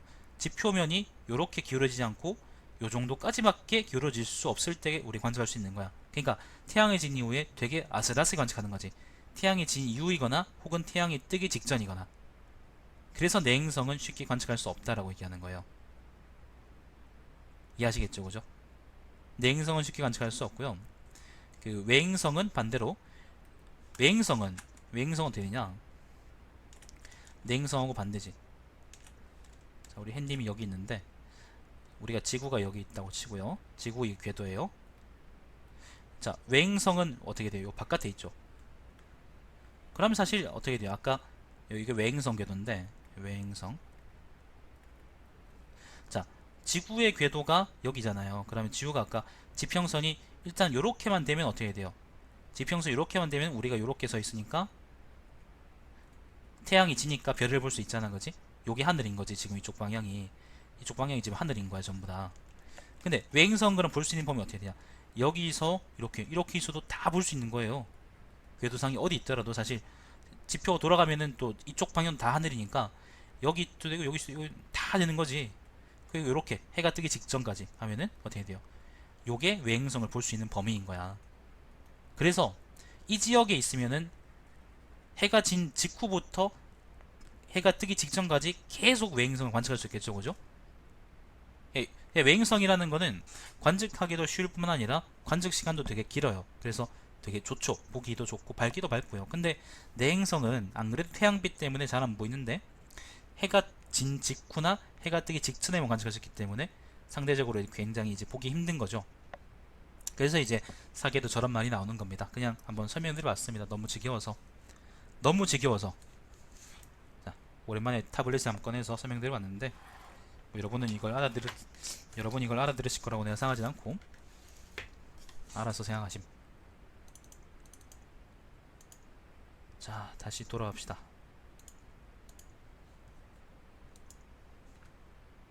아, 솔직히 지겨워 죽겠습니다. 진짜 계속 같은 말만 나오니까.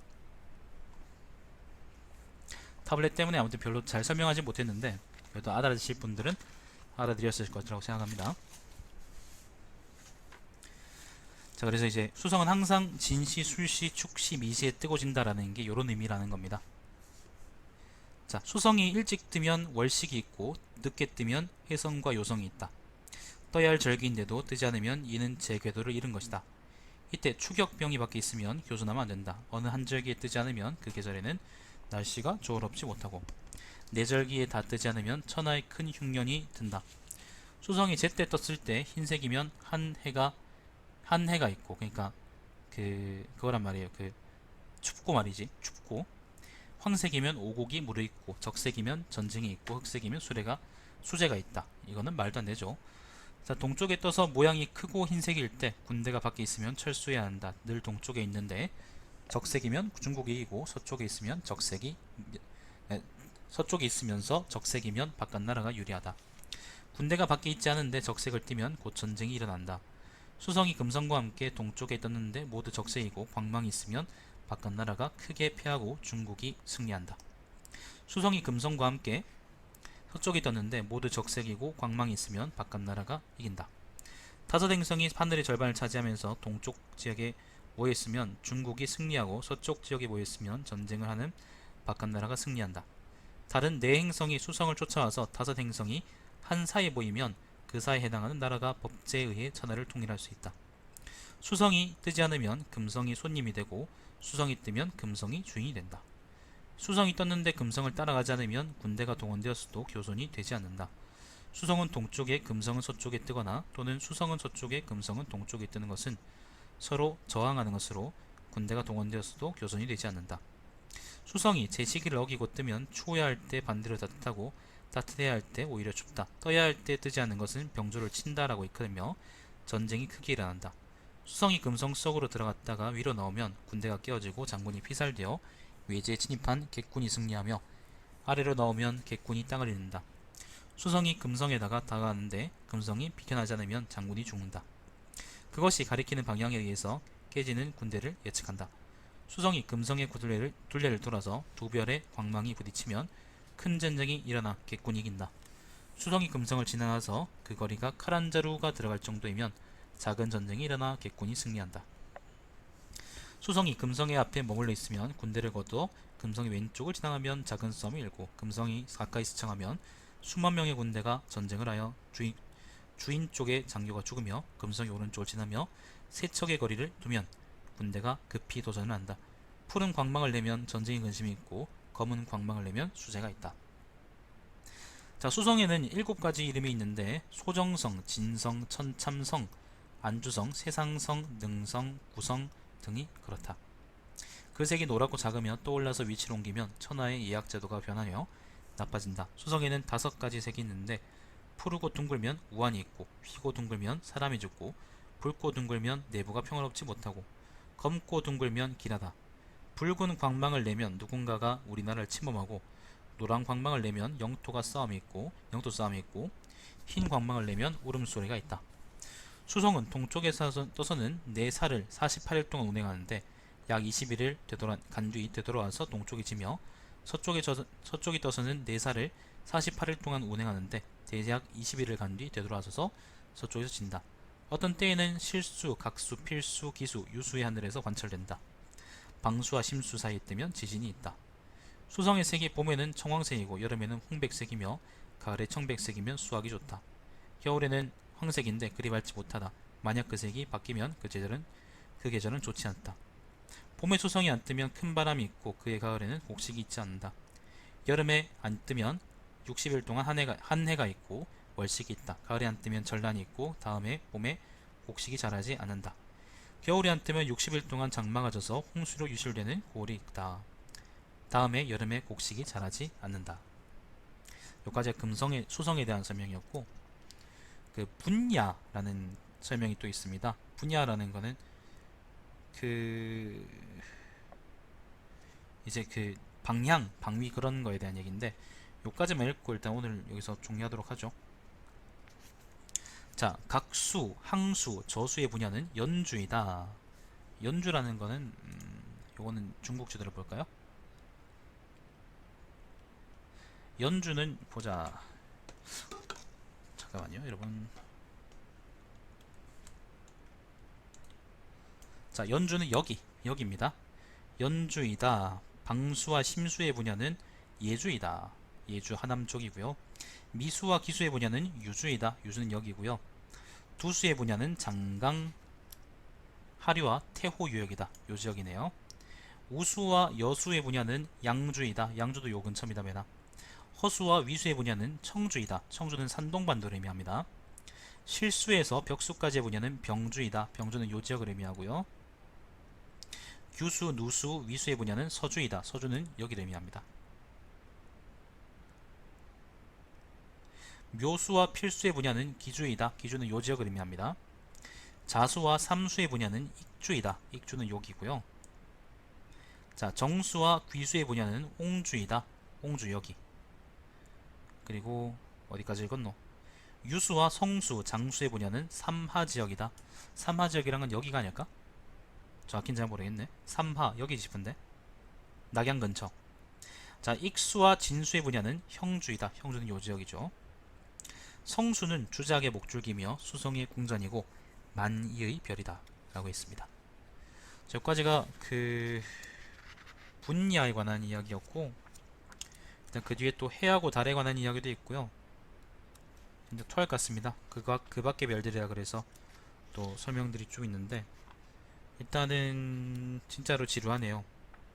요 뒤쪽 이야기는 좀 재밌는 것 같아요. 보니까 잠깐 훑어봤는데 재밌는 것 같고, 일단 앞쪽 얘기가 정말 지리멸렬의 끝인 것 같습니다. 자, 일단 여기까지 하고 이따가 다시 이어서 하겠습니다. 일단 지금은 지루해서 못하겠다. 자, 이따 방송 다시 켜서 하겠습니다. 시청해주셔서 감사드립니다. 제 방송은 유튜브의 달마시안TV에서 다시 보실 수 있습니다. 자, 천권서 사기 청건서 계속 읽습니다. 아이고 잠깐만요. 제목을 고쳐야겠네.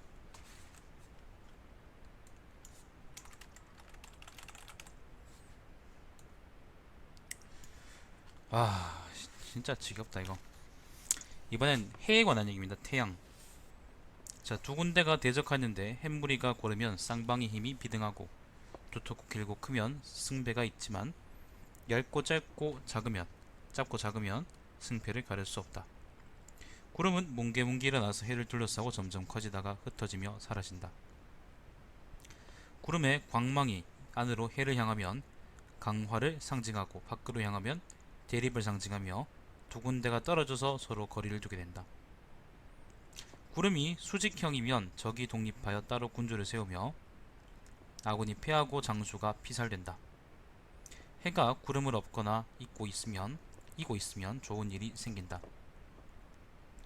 광망이 해를 둘러싼 구름의 바깥쪽에 있으면 내선의 군대가 승리하고 안쪽에 있으면 외선의 군대가 승리한다. 바깥쪽이 푸르고 안쪽이 붉으면 두 군데가 강화하고 헤어지는데 바깥쪽이 붉고 안쪽이 푸르면 두 군데가 원한을 품고 헤어진다. 햇무리의 골이나 띠가 먼저 나타났다가 나중 사라지면 주둔군이 이기고 먼저 나타났다가 먼저 사라지면 처음에는 유리하지만 나중에는 불리하며 나중 나타났다가 나중 사라지면 처음에는 불리하지만 나중에는 유리하고 나중 나타났다가 일찍 사라지면 처음과 나중이 모두 불리하여 주둔군이 이길 수 없다. 보였다가 곧 사라져버려서 그 발생 과정이 짧으면 비록 이겨도 전공이 없다. 반나절 이상 보이면 전공이 크다. 하얀빛의 띠가 짧고 구불구불하여 위아래 양끝이 가늘면 이러한 현상이 있는 지역에서 많은 피를 흘리는 전투가 있다. 이거는 그렇지 않습니다, 여러분. 햇무리가 승패를 가르는 것은 짧게는 30일이고 길게는 60일이다. 일식으로 해가 먹히면 먹히는 쪽이 불길하고 해가 다시 나오면 나오는 쪽이 길하며 일식이 끝나면 그 응엄이 군주에게 나타난다. 해에 먹힌 부위와 해가 있는 하늘의 별자리 그리고 발생한 날짜와 시간을 추가하여 그 분야의 나라를 확정한다. 자, 이번 달 이야기입니다. 달이 중도를 운행하면 안녕하고 화평하다. 음간을 지나면 물이 많고 은밀한 별난이 있다. 방수의 가장 북쪽에 한 별에서 북쪽으로 세척되는 곳이 음성인데 이곳을 지나면 별난이 많다. 다시 북쪽으로 삼척되는 곳이 태음인데 이곳을 지나면 큰 물이 지고 전쟁이 일어난다. 양간을 지나면 군주가 교만하고 방종해진다. 양성을 지나면 흉폭한 형옥이 있다. 옥사가 있다 그런 말이겠죠. 태양을 지나면 큰 한 해가 있고 죽음이 있다. 각수의 천문을 지나면 10월이면 내년 4월에, 11월이면 내년 5월에, 12월이면 내년 6월에 홍수가 발생하는데 덜하면 3척, 심하면 5척 깊이가 된다. 방수의 네 별을 침범하면 대신이 주살된다. 남아성 남쪽을 지나면 한해 그러니까 추운 거 한해와 전화 그러니까 전쟁이 있고 북하성 북쪽을 지나면 수재와 상사가 있다. 달이 목성을 가리면 그 분야에서는 기근과 죽음이 있으며 화성을 가리면 별난이 있고 토성을 가리면 아랫사람이 윗사람을 범하고 금성을 가리면 강국이 전쟁에 패하고 수성을 가리면 후비로 인한 혼란이 생긴다. 후비라는 거는 왕후나 그 후비 그러니까 말 그대로 이제 처나 첩요. 예. 달이 대각성을 가리면 통치자가 이러한 현상을 싫어하고 심수를 가리면 조정 내부의 별난이 있고 여러 별들을 가리면 그 분야에 오한이 있다. 월식은 시작된 날로부터 5개월마다 나타나기를 6번 하고 그리고 6개월마다 나타나기를 5번 하고 다시 5개월마다 나타나기를 6번 하고 또 6개월 만에 한 번 나타나며 다시 5개월마다 나타나기를 5번 계속하니 총 113개월 만에 113개월 만에 순환하게 된다. 사실 이거는 그렇게 썩 정확하지 않아요, 여러분. 나중에 이제 훨씬 나중이 되면은 되게 정확하게 이제 예측할 수 있게 되죠. 자, 그러므로 월식은 일상적인 일이나 일식은 좋지 않은 일이다. 갑과 을일에는 그 응엄이 사해밖에 나타나며 따라서 일식과 월식으로 점을 치지 않는다. 병과 정일에는 음왕이 장강 하류, 회화 유역, 황에서 태산 사이의 지역에 나타난다. 무화기일에는 응엄이 중원지역, 황하 중하류, 제수 유역에 나타난다. 경과 신일에는 응엄이 화산 서쪽의 지역에 나타난다. 임과 계일에는 응엄이 항산 북쪽의 지역에 나타난다. 일식은 군주가 응엄을 믿고 월식은 장군과 재상이 응엄을 믿는다. 받는다. 그 발에 이번에는 이제 그 외의 별들입니다. 자, 국황성은 크고 붉으며 붉은 모양은 남극성과 비슷하다. 이 별이 뜨면 그 아래 나라가 전쟁을 일으키며 군대가 강하며 그와 마주하는 방위 나라가 불길하다. 소명성은 크고 희며 광망이 없고 자주 올라갔다 내려갔다 한다. 이것이 뜨는 나라에는 전쟁이 일어나고 변고가 많다. 오잔성은 정동인 동방의 분야에 뜬다. 정동 쪽에 뜬다는 말이죠. 이 별은 모양이 수성과 비슷한데 지명과 약 6장 정도 떨어져 있다. 대적성은 정남인 남방의 분야에 뜬다. 이 별은 지명과 대략 6장 정도 떨어져 있고 크고 붉으며 자주 요동하고 빛을 뿜는다. 사위성은 정서인 방향의 분야에 뜬다. 이 별은 지명과 대략 6장 정도 떨어져 있고 크고 희며 금성과 비슷하다. 옥한성은 정북인 북방의 분야에 뜬다. 이 별은 지면과 대략 6장 정도 떨어져 있고 크고 붉으며 자주 요동하고 자세히 관찰하면 희미한 푸른 빛을 띠고 있다. 이들 사방 분야의 별이 그 본래 방위가 아닌 곳에 출현하면 그 아래에는 전쟁이 일어나고 그와 마주하는 방위는 불길하다. 자, 사전성은 내 간방에 뜨는데 지면과 대략 6장 정도 떨어져 있다. 지유성은 광휘를 감추고 있고 역시 내 간방에 뜨는데 지면과는 약 3장 정도 떨어져 있어서 마치 달이 처음 나올 때와 같다. 이 별이 뜨는 분야에서는 별난이 있는 나라는 멸망하고 덕정이 행해진 나라는 흥성한다. 촉성은 모양이 금성과 비슷한데 뜨고 나서 운행하지 않으며 보였다가는 곧 사라진다. 이 별에 비추는 국가나 지역에는 별난이 생긴다. 별 같은데 별이 아니고 구름 같은데 구름이 아닌 것이 있으니 이름하여 귀사성이다. 귀사성이 뜨면 반드시 그 나라로 돌아오는 사람이 있다. 뭐 해성 비슷한 거겠죠. 아니면 인공위성이거나 그런 거겠지 뭐. 자, 별은 금속이 흩어진 기운인데 그 본질은 불이다. 별이 많으면 그날은 길하고 별이 적으면 흉하다. 은하도 마찬가지로 금속이 흩어진 기운인데 이거는 맞는 말인데요. 그 본질은 물이다. 은하에 별이 많으면 비가 많이 오고 별이 적으면 곧 가물게 되는 것이다. 일반적이다.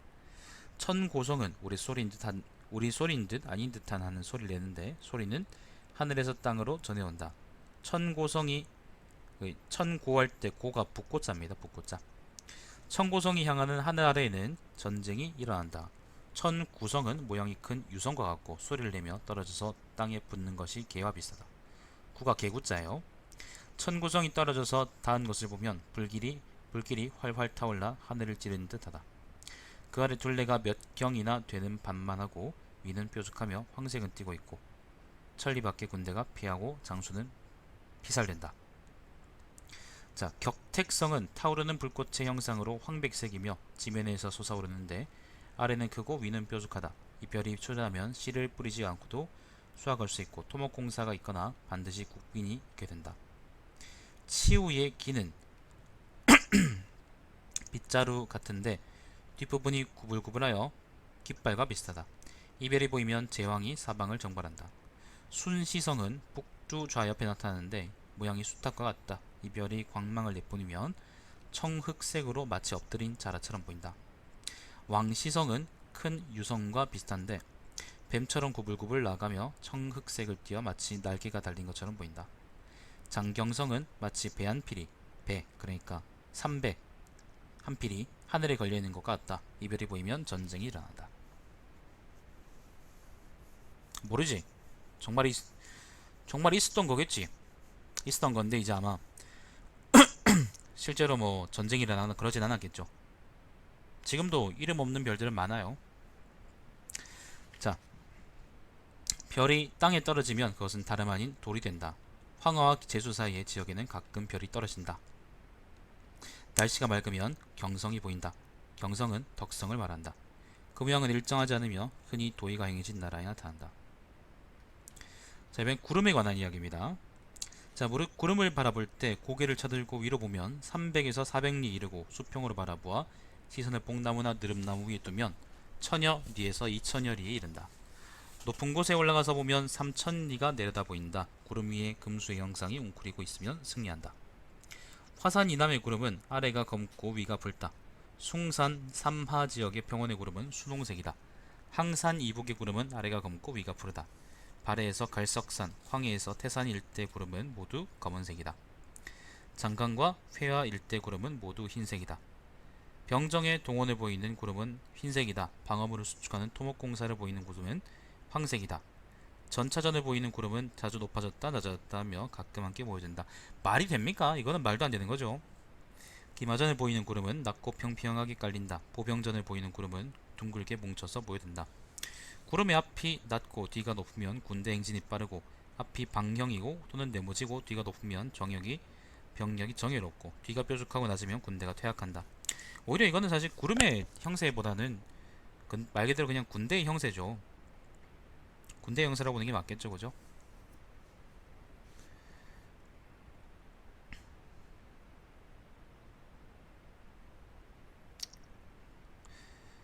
자, 앞이 높고 뒤가 낮으면 군대가 머물지 않고 곧 되돌아간다. 구름이 서로 맞서면 낮은 것이 높은 것을 이기고, 뾰족한 것이 네모지거나 방형인 것을 이긴다. 구름이 낮고 차도를 따라오면 3, 4일 안에 5, 6리 떨어진 곳에서 응엄이 나타난다. 구름이 7, 7, 8정 높아지면 5, 6일 안에 12열이 떨어진 곳에서 응엄이 나타난다. 구름이 한 장 남지에서 2장 높이면 30에서 40일 안에 50, 60리 떨어진 곳에서 응엄이 나타난다. 가볍게 날리는 구름이 청백색을 띠고 있으면 장수는 용맹스러우나 사병이 나약하다. 구름이 아랫부분이 크고 앞부분이 멀리 떨어져 있으면 맞부딪혀 싸운다. 청백색이며 구름의 앞부분이 낮으면 싸움에 이기며, 구름의 앞부분이 붉은색이고 위로 들려 있으면 싸움에 이길 수 없다. 진우는 우뚝 솟은 성벽과 같다. 저우는 배틀의 북모양과 비슷하다. 추구는 둥글게 뭉쳐 있는데 양끝이 길쭉하다. 자구는 밧줄 같은 부분이 앞쪽에서 하늘을 가로지르며 저 절반은 하늘의 반을 차지한다. 그 짜게 되는 암컷은 전투 깃발과 유사하여 뾰족하다. 구우는 꺾여서 구부러져 있다. 이러한 구름들이 나타나면 5색에 의해 점을 친다. 가령 윤이 나거나 뭉쳐들거나 빽빽하여 그 출현이 사람의 주의를 끄면 비로소 점을 친다. 반드시 병란이 생기려고 할 때에는 그 자리에 구름이 모여들어 싸운다. 왕삭은 천상을 점치면서, 그러니까 하늘의 모양을 점치면서 태양 옆의 구름으로 결정하였다. 태양 옆의 구름은 군주의 상징이다. 모두 그 모양에 의해서 점을 쳤다는 것이다. 북방 오랑캐 지역의 구름은 마치 가축이나 천막 같은 모양이고, 남방 오랑캐의 구름은 배나 돛의 모양과 유사하다. 홍수가 진 곳, 군대가 패전한 전쟁터 망국에 패어 지하에 묻힌 금정과 보물 등의 위에는 모두 기운이 서려 있으니 잘 살피지 않을 수가 없는 것들이다. 바닷가에 생기는 신기루는 마치 높은 누대 같고, 광야에 서리는 구름은 마치 궁전 같다. 구름은 제각기 그 현지 산천과 인민이 쌓아놓은 형세와 기지를 닦는다. 그래서 사회의 성쇠를 점치는 사람은 그 나라 혹은 지역에 들어가서 그 영역의 경계가 분명한지 또한 논밭이 잘 정리되고 정작되는지 아는 것과, 성곽과 가옥의 문호가 윤이 나는지, 그리고 다음으로 수레와 복식이 아름다운지와 가축이 살찌고 튼튼한지를 관찰한다. 이들이 알차고 번영하면 길하고 텅 비고 소모되면 불길하다. 연기 같은데 연기가 아니고 구름 같은데 구름이 아니며 광채가 영롱하고 10개 굽이쳐 펼쳐진 것이 있으니 이를 경운이라고 한다. 경운은 좋은 기운이다. 안개 같은데 안개가 아니며 옷이나 갓이 젖지 않는 것이 있는데, 이것이 나타나면 그 지역은 갑옷 입은 병사들이 내달리게 된다. 번개, 무지개, 병력, 야명 등은 활동하는 양의 기운이다. 양의 기운이다. 음양할 때 양이요. 이런 것들은 봄과 여름의 두 계절에는 발생하고 가을과 겨울의 두 계절에는 숨어든다. 이런 까닭에 점치는 사람이면 누구나 그것을 기다려서 관찰한다. 하늘이 열려 물상들을 공중에 늘어뜨리고, 그러니까 사물들을 늘어뜨리고, 땅이 흔들려 갈라져 나가는 것, 산이 무너지고 옮겨가며 강이 막히고, 내가 메워지는 것, 내가 메워진다는 것은 시내가 메워지는 것, 물이 넘실거리며 소용거리며 소용돌이치고 땅이 솟아오르며 못에 물이 흐르는 것, 이런 것들은 모두 조짐과 흔적을 보여준다. 성곽이나 여염집 때문에 윤택한가 메말랐는가, 궁정과 관사 그리고 백성들 사는 곳 역시 마찬가지이다. 백성들의 음식, 복장, 거마와 풍속 습관도 관찰한다. 오곡과 초목이 재배되는 곳을 관찰한다. 양곡창고, 재화창고, 마곡간, 부기고, 그리고 교통의 요로를 관찰한다. 6가지 가축들이 나고 방목되고 자라는 곳, 그리고 고기 자라 새 쥐가 서식하는 곳을 관찰한다. 귀신이 울어 마치 사람을 부르는 듯 한시하는데 어떤 사람이 우연히 맞닥뜨리면 놀라게 된다. 유언이 도는 것은 진실로 그러한 것이다. 자, 또 내용이 바뀝니다. 이번엔 점에 관한 건가? 해운점이라는데, 자, 무릇 한 해의 운세가 좋고 나쁨을 점만 내요. 점칠 때는 경건히 그 해의 처음을 살핀다. 1년의 처음에는 동지날이 있어 비로소 생기에 싹이 트기 시작한다. 남명일에는 사람들이 한 해를 넘겨보내고 모두들 함께 모여 먹고 마시며 양기를 발동시키며 따라서 이를 1년의 처음이라고 한다. 정월 초하루는 제왕이 제정하는 1년의 첫머리이다. 입추는 네계절의 처음이다. 이들 네계절의 처음은 점치는 날이다. 한나라 때의 위선이란 사람이겠죠? 남명일과 정월 초하루를 귀납하고 팔방의 바람에 귀결시켰다. 바람이 남쪽에서 불어오면 큰 가뭄이 든다. 서남쪽에서 불어오면 작은 가뭄이 든다. 서쪽에서 불어오면 전란이 있다. 서북쪽에서 불어오면 콩이 익으며 갑작스러운 전란이 있다. 북쪽에서 불어오면 중급의 수확이 있다. 동북쪽에서 오면 상급의 수확이 있다. 동쪽에서 오면 큰 수지가 난다. 동남쪽에서 오면 전염병이 돌고 수확이 나쁘다. 팔방의 바람은 각기 그 맞은편 바람과 상쇄되어 서로 비교하여 많은 쪽이 이긴다. 양이 많은 것이 적은 것을 이기고 시간이 긴 것이 짧은 것을 이기며 속도가 마른 것이 느린 것을 이긴다. 동틀녘에서 아침밥 될 때까지의 바람은 보리를 말한다. 아침밥 때에서 해가 약간 기울기까지의 바람은 매기장을 말한다. 해가 기울기 시작하여 저녁 밥 먹을 때까지의 바람은 기장을 말한다. 기장은 오곡이죠. 오곡 중에 하나죠. 저녁밥 때에서 저녁밥 먹은 뒤까지의 바람은 콩을 말한다. 저녁밥 먹은 뒤에서 해가 완전히 지기까지의 바람은 삼을 말한다. 하루 종일 구름이 있고 바람이 있고 해가 있고 있기를 바라는데 그 시각에 해당하는 농작물이 줄기가 우거지고 열매가 많다. 구름이 없고 바람과 해가 있으면 그 시각에 해당하는 농작물은 줄기는 약한데 열매는 많다. 구름과 바람은 있는데 해가 없으면 그 시각에 해당하는 농작물은 줄기는 우거지나 열매는 적다. 해는 있고 구름과 바람이 없으면 그 시각에 해당하는 농작물은 흉작이 된다. 그것이 밥 한 그릇 먹는 정도의 짧은 시간이라면 조금 흉작이 되겠지만 쌀 5마를 쪄 익힐 만큼의 긴 시간이라면 크게 흉작이 된다. 만약 바람과 구름이 다시 일면 그 농작물은 다시 살아난다. 각각 그 시간에 따라 구름색에 의해서 그에 합당한 종류의 공부를 넘친다. 만약 눈이 내리고 날이 차가우면 수확은 나쁘다. 자, 정월 초하루에 해가 밝으면 도시와 마을에서는 사람들이 노래하고 연주하는 소리가 들린다. 궁조의 소리가 들리면 그 해는 수확이 좋고 기라며, 상조의 소리가 들리면 병란이 있고, 치조의 소리가 들리면 가뭄이 들며, 우조의 소리가 들리면 물난리가 나고, 각조의 소리가 들리면 농작물의 수확을 망친다. 혹자는 정월 초하루부터 이어서 비오는 날에 수를 계산하기도 한다. 하루를 양식 한 되로 계산하여 7대 이르면 이를 최고 한도로 하고 이를 지나서는 점치지 않는다. 또 열이 이튿 날까지 헤아리되 하루하루를 그렇게 그에 해당하는 날로 쳐서 수제나 가뭄의 피해를 점친다. 이상은 그 나라의 영토의 천리 이내의 범위에 대하여 점치는 것이다. 만약 천하에 대하여 점친다면 정월 한 달을 통해서 점쳐야 한다. 달이 경고하는 별자리와 그날의 해, 바람, 구름의 유무에 대해서 별자리에 해당 분야 나라의 날씨를 점친다. 그런데 반드시 태세가 있는 방위를 관찰해야 하니 태세가 서쪽에 있으면 풍년이 들고 북쪽에 있으면 흉년이 들며 동쪽에 있으면 기근이 들고 남쪽에 있으면 가뭄이 든다. 이것은 일반적인 규칙이다. 정월 상순의 갑일 그게 처음이겠죠 뭐. 바람이 동쪽에서 불어오면 양잠을 하기에 적합하다. 바람이 서쪽에서 불어오거나 이른 아침에 노란 구름이 있으면 나쁘다. 동지에는 낮의 길이가 가장 짧다. 이날 양팔저울의 양끝에 각각 흙과 숯을 걸어둔다. 숯이 아래로 기울면 사슴의 뿔이 빠지고 난초 뿌리가 자라며 샘물이 솟는다. 그렇게 하면 일지를 대략 알 수 있는데 결국은 해식의 그림자 길이에 의해서 결정된다. 동지의 목성 있는 성차의 분야는 오곡이 풍성할 것이다. 그와 마주하는 곳을 충이라고 하는데 그곳에는 농작물의 재앙이 있다.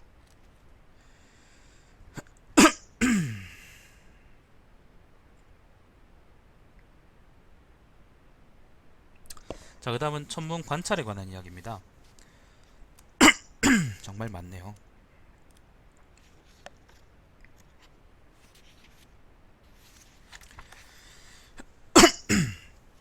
자, 태사홍은 말하였다.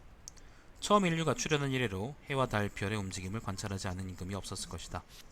오제와 3대 1이로서는 이를 계승연구하여 관쓰고 띠매는 민족을 안으로 삼고 이적의 이민족을 밖으로 하여 중국을 12주로 나누었다. 그리고는 위로는 천상을 관찰하고 아래로는, 그러니까 천상이라는 것은 하늘 위가 아니고요, 하늘의 형태를 관찰했다 그런 말입니다.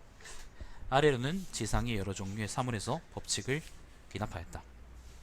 하늘에서는 해와 달이 있고 땅에서는 음과 양이 있다. 하늘엔 5개 큰 별이 있으며 땅에는 5가지 원소가 있다. 오행아시죠, 그죠?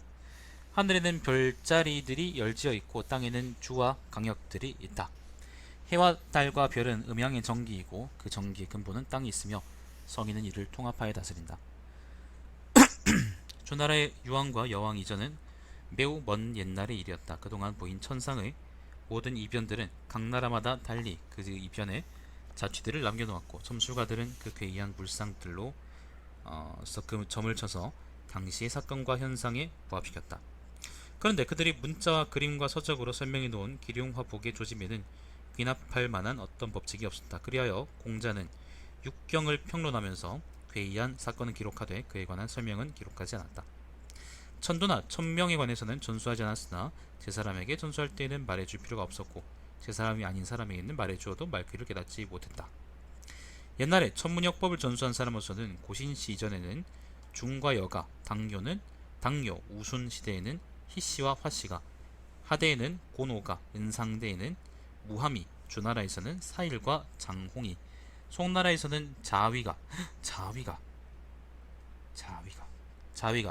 정나라에서는 비조가, 제나라에서는 감공이, 초나라에서는 당매가, 조나라에서는 윤고가, 위나라에서는 석신이 있었다.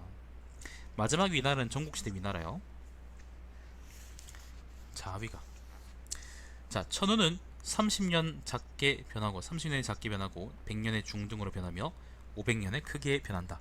큰 변화를 3번 거치면 한기이고 3번의 길을 거치면 일체의 변화를 다 갖추니 이것이 자연주기의 한계이다.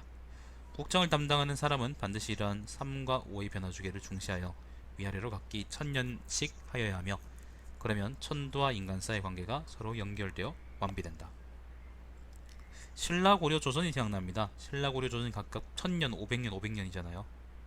간단하게 생각하면, 자, 태사공이 고대의 천문 변화를 고구해 보건대 오늘날에 검증할 수 있는 것이 없다. 대체로 춘추시대 242년 사이에 일식이 36번 있었고 혜성이 3번 나타났으며 송나라 양공 때에는 별똥별이 마치 비가 내리듯 떨어졌다. 천자의 권위가 미약하여 제후가 무력으로 정벌을 일삼았고 오패가 차례로 흥기하여 번갈아 패주가 되어 명령 내렸다. 그 이후로는 다수가 소수를 포갑하고 큰 나라가 작은 나라를 병탄했다. 자, 진나라, 초나라, 오나라, 월나라는 모두가 오랑캐로서 강대한 패주가 되었다.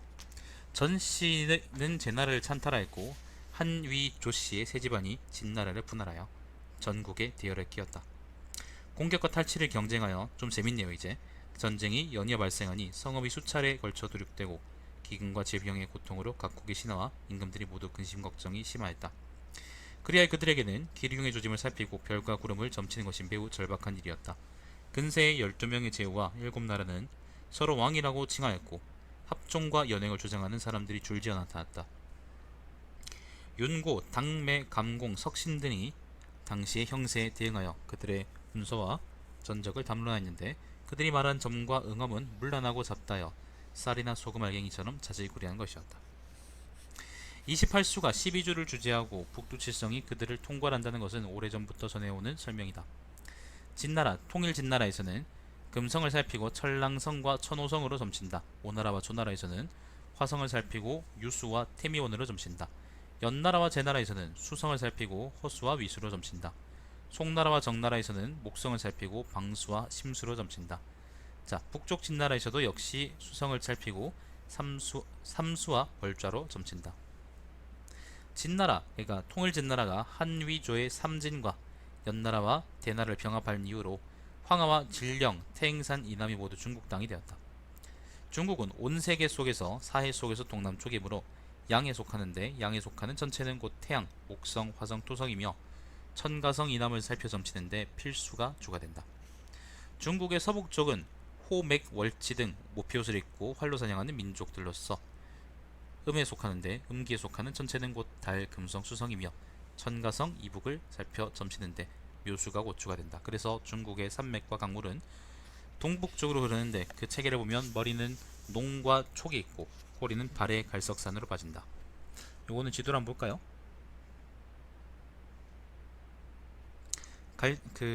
농과 촉은 여기입니다. 농과 촉은 여기고 발에는 이 근처, 갈석선도 아마 이 근처일 거예요. 아까 얘기한 호맥 월지라는 거는 요걸 의미하는 거고, 사실 맥이라는 거는요 서북 쪽이라고 그랬는데 맥이라는 거는 아니 뭐 그건 중요하지 않습니다. 우리가 음에 속하거나 그건 중요하지 않고요. 어차피 그 지들 마음대로 나눈 건데 뭐 맥이라 그랬는데 호나 이제 월지 같은 거는 여기 있는 애들이 맞는데 사실 호도 그렇다. 호라는 게 여기서 동호를 의미할 텐데 동호는 이제 요 근처에 있었고요. 그 맥이라는 건 고구려를 의미합니다. 그래서 여기 있어요. 여기 있습니다. 그래서 좀 서북 쪽이라 그러는데 그냥 북쪽이라 그러면 될 거를. 아무튼 그렇습니다. 그렇답니다. 자, 이런 까닭으로 진나라와 진나라는 서쪽 진나라와 북쪽 진나라는 전쟁을 좋아했고 또 금성으로 점을 쳐서 금성이 중국을 주지하였다. 한편 호와 맥은 자주 침략하여 단지 수성으로 점을 쳤는데 수성은 뜨고 지는 것이 급속하여 통상 오랑캐 종족을 주지하였다. 이상이 대강의 원칙인데 재미있는 원리네요. 이들 금성과 수성은 번갈아서 주와 객이 되었다. 화성이 광망을 사방에서 환히 비추면 밖으로는 전쟁을 처리하고 안으로는 정치를 처리한다. 그래서 비록 밝은 천재가 있다고 해서 화성이 있는 곳은 반드시 관찰해야 한다라는 말이 있는 것이다. 제후들이 번갈아 세력을 떨쳤고 당시의 재앙과 이변에 관한 기록이 있지만 체록할 만한 것이 없다. 자, 시황제 때에는 15년 사이에 혜성이 4차례 출현했는데 출현 시간이 오랜 것은 요것도 시도 바꿀까? 요거 해야지. 자, 출현 시간이 오랜 것은 80일에 이르렀고 혜성은 실제로 이렇게 머무르기도 해요. 꼬리가 긴 것은 온 하늘을 가로지를 정도였다. 그 후로 진나라는 마침내 무력으로 6나라를 멸망시켜 중국을 통일하고 밖으로는 사방의 민족들을 내쫓았다. 죽은 사람이 마치 난마처럼 뒤얽혔고 이리하여 진섭이 여러 무리를 아울러 걸기하였으며 진섭이 진승이죠. 그 후 30여 년 동안 병사들이 서로 짓밟고 짓밟히기를 이루 헤아릴 수 없이 하였으니 치우 이래로 이와 같은 일은 한 번도 없었다. 항우가 거록을 구원할 때 왕시성이 서쪽으로 올라갔다. 산동에서는 마침내 여러 제후들이 연합하여 산동은 여기서 효산 동쪽입니다. 중원 땅을 의미합니다. 여러 제후들이 연합하여 서쪽으로 진격하여 진나라 백성들을 구덩이에 파묻고 함양을 도륙하였다. 자, 또 지도를 바꿀까? 묘지도 봅시다. 18제후들이죠. 자, 한나라 왕조가 흥하자 유방의 한나라요 5행성이 정수해 보였다. 평성에 포위되었을 때 요거는 백등산 이야기입니다. 삼수와 필수의 달무리가 7겹으로 나타났다. 그럼 또 지도를 바꿔야지. 좀 산만하긴 한데 요걸로 바꾸죠. 자, 삼수와 필수의 달무리가 7겹으로 나타났다. 여씨 일족이 나날이 일겼을 때는 일식이 일어나 낮에도 어두컴컴하였다. 5초 7곡이 난 때에는 길이가 여러 장이 이르는 해성이 나타나고 천고성이 양나라를 통과했으며 양나라는 여기에요. 이 근처에요. 자, 통과했으며 전쟁이 일어나자 땅에 널린 시체의 피가 그 아래로 흘렀다. 원광과 원수 연간에는 치우의 기가 2번 나타났다. 긴 것은 하늘의 절반이 이르렀다. 치우의 기라는 것은 그 치우직이라는 별입니다. 그 후 조정의 군대가 4번 출정하여 사방의 이민족을 토벌하기가 수십 년, 특히 호족에 대한 정벌은 매우 심하였다. 호라는 것은 북쪽 오랑캐를 의미합니다. 남월이 멸망할 때에는 화성이 두수를 점거하였다. 조선이 함락될 때에는 기원 1108년이죠. 혜성 같은 별빛이 남하성과 북하성의 요충을 비추었다. 병사를 일으켜 대원을 정벌할 때에는 대원이라는 것은 여기 있던 큰 나라 우리가 보통 대완국이라고 하는 혜성 같은 별빛이 초유성을 비추었다. 이러한 것들은 천상의 드러남이 분명한 큰 이변의 예들이다. 소소하고 잘 드러나지 않는 작은 이변들은 이루다 말할 수 없다. 이로써 보건대 먼저 천상의 징조가 보이고 나서 인간 세상에 그 응엄이 따르지 않는 일은 없었다. 자, 한왕조일로 천문역법을 한 사람들을 보면 별을 점친 사람으로 당도가, 구름을 점친 사람으로는 왕사기, 해운을 점친 사람으로는 위선이 있다. 이전에 감공과 석신은 다섯 행성의 운행 법칙을 정리하였는데 그에 따르면 오직 화성만이 방향을 바꿔서 역행하는 것이었고, 화성이 역행하면서 점관, 자리, 그리고 다른 행성의 역행 및 해와 달의 열분, 가림과 먹힘 등은 모두가 살펴 점칠 대상으로 인정되었다. 나는 역사의 기록을 읽으며 지나간 일들을 고고했는데 근래 100년 사이에는 다섯 행성 가운데 떠올라서 방향을 바꿔 서쪽으로 역행하지 않는 별이 없었으며, 방향을 바꿔 역행하면 때로는 크게 빛나다가 색이 변하고 난다. 그리고 태양과 달이 10개 가리거나 먹히는 것과 북쪽으로 운행하는 것 사이에 일정한 시기가 있다. 이런 것들은 그 일반적인 이치이다. 중앙에 자미원, 동방의 방수, 그리고 심수, 남방의 권좌와 태미원, 서방의 함지좌, 북방의 허수와 위수 등의 별자리와 뭇별들은 하늘의 다섯 관적의 자리인데 경성으로서 위치를 이동하지 않았으며 대소의 등급이 있고 상호 간의 거리가 일정하다. 수성, 화성, 금성, 목성, 토성의 다섯 행성은 하늘의 다섯 가지 보필 역할을 하는데 위성으로서 일정한 계절에 뜨고 지며 운행의 영과 축의 일정한 규칙이 있다. 영축이라는 건 아까 얘기 드렸죠. 영이라는 건 빨리 뜨는 거, 축이라는 거는 천천히 뜨는 거, 그런 걸 의미한다고 하더라고요. 자, 해 이변이 있으면 덕을 쌓고, 달의 이변이 있으면 형벌을 줄이며, 별의 이변이 있으면 인화 단결해야 한다. 무릇 천상에 이변이 생겨 정도가 지나치면 이내 점을 친다. 나라 임금이 강대하고 덕 있는 자면 번성하게 되고 약수하게 꾸며 숨 있는 자면 망하게 된다. 가장 좋기로는 덕을 쌓는 것이고 그 다음은 정치를 닦는 것이고 그 다음은 보안 조치를 취하는 것이다. 그 다음은 귀신에게 비는 것이며 가장 나쁜 것은 무시하는 것이다. 항성은 이변이 매우 드물게 보이지만 해와 달과 다섯 행성을 점칠 때 자주 이용된다. 햇물이, 달물이, 일식월식, 그리고 구름과 바람, 이것들은 모두 하늘의 비정상적인 기운이며 이것들의 출현은 자연의 큰 변화일 수도 있다. 하지만 이들은 정치의 좋고 나쁨에 따라 기륭을 표현하는 것이니 하늘과 인간 사이에 가장 가까운 매개이다. 다섯 현상은 하늘의 감흥이다. 역천문역법을 연구하는 사람은 반드시 천운이 변화하는 주기를 통달하고 고대와 현대를 관통하여 시세의 변화를 깊이 관찰하고 그 알맹이와 축정의를 알아보아야 곧 천관의 학문이 완비되었다고 할 것이다. 까지 해서 천관서입니다. 엄청 기네요.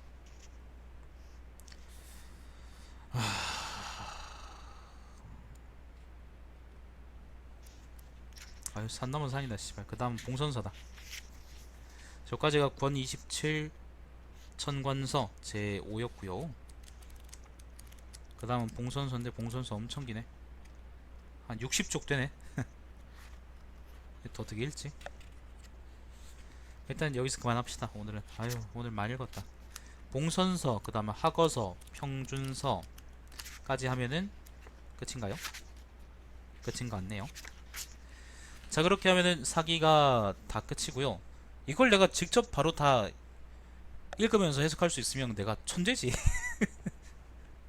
옛날에 저는 이조시대 살았던 사람들이 이렇게 못할 거야. 그 번역본이 있어요. 사기 정범진이라는 분이 한 거 있는데 그걸 토대로 이제 읽는 거지. 읽으면서 해설할 수 있는 것들은 해설하고 그렇게 하는 건데, 지금 서쪽은 열전이나 뭐 본기나 이런 것들은 내가 할 얘기가 좀 있었는데 특히 이제 서쪽은 할 얘기가 없어요.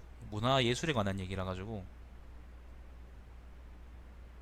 그냥 진짜 설명문이라서 할 얘기가 없어.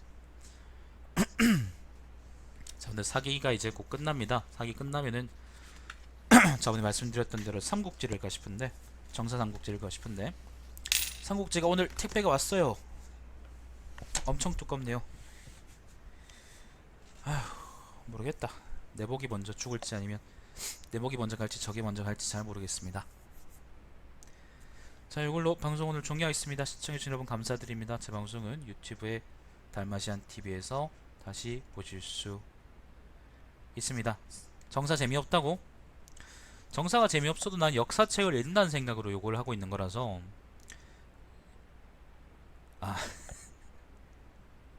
나중에 한번 와보세요. 그 같이 읽으면 또 재밌을 수도 있잖아요. 저는 이제 일단 정사를 읽고, 연희는 소설이니까 어차피 의미 없고 상호 보완적인 게 있겠죠. 자, 아무튼 시청해주셔서 감사드립니다. 제 방송 유튜브에 달마시안TV에서 다시 보실 수 있습니다. 자, 그럼 방송 종료하겠습니다.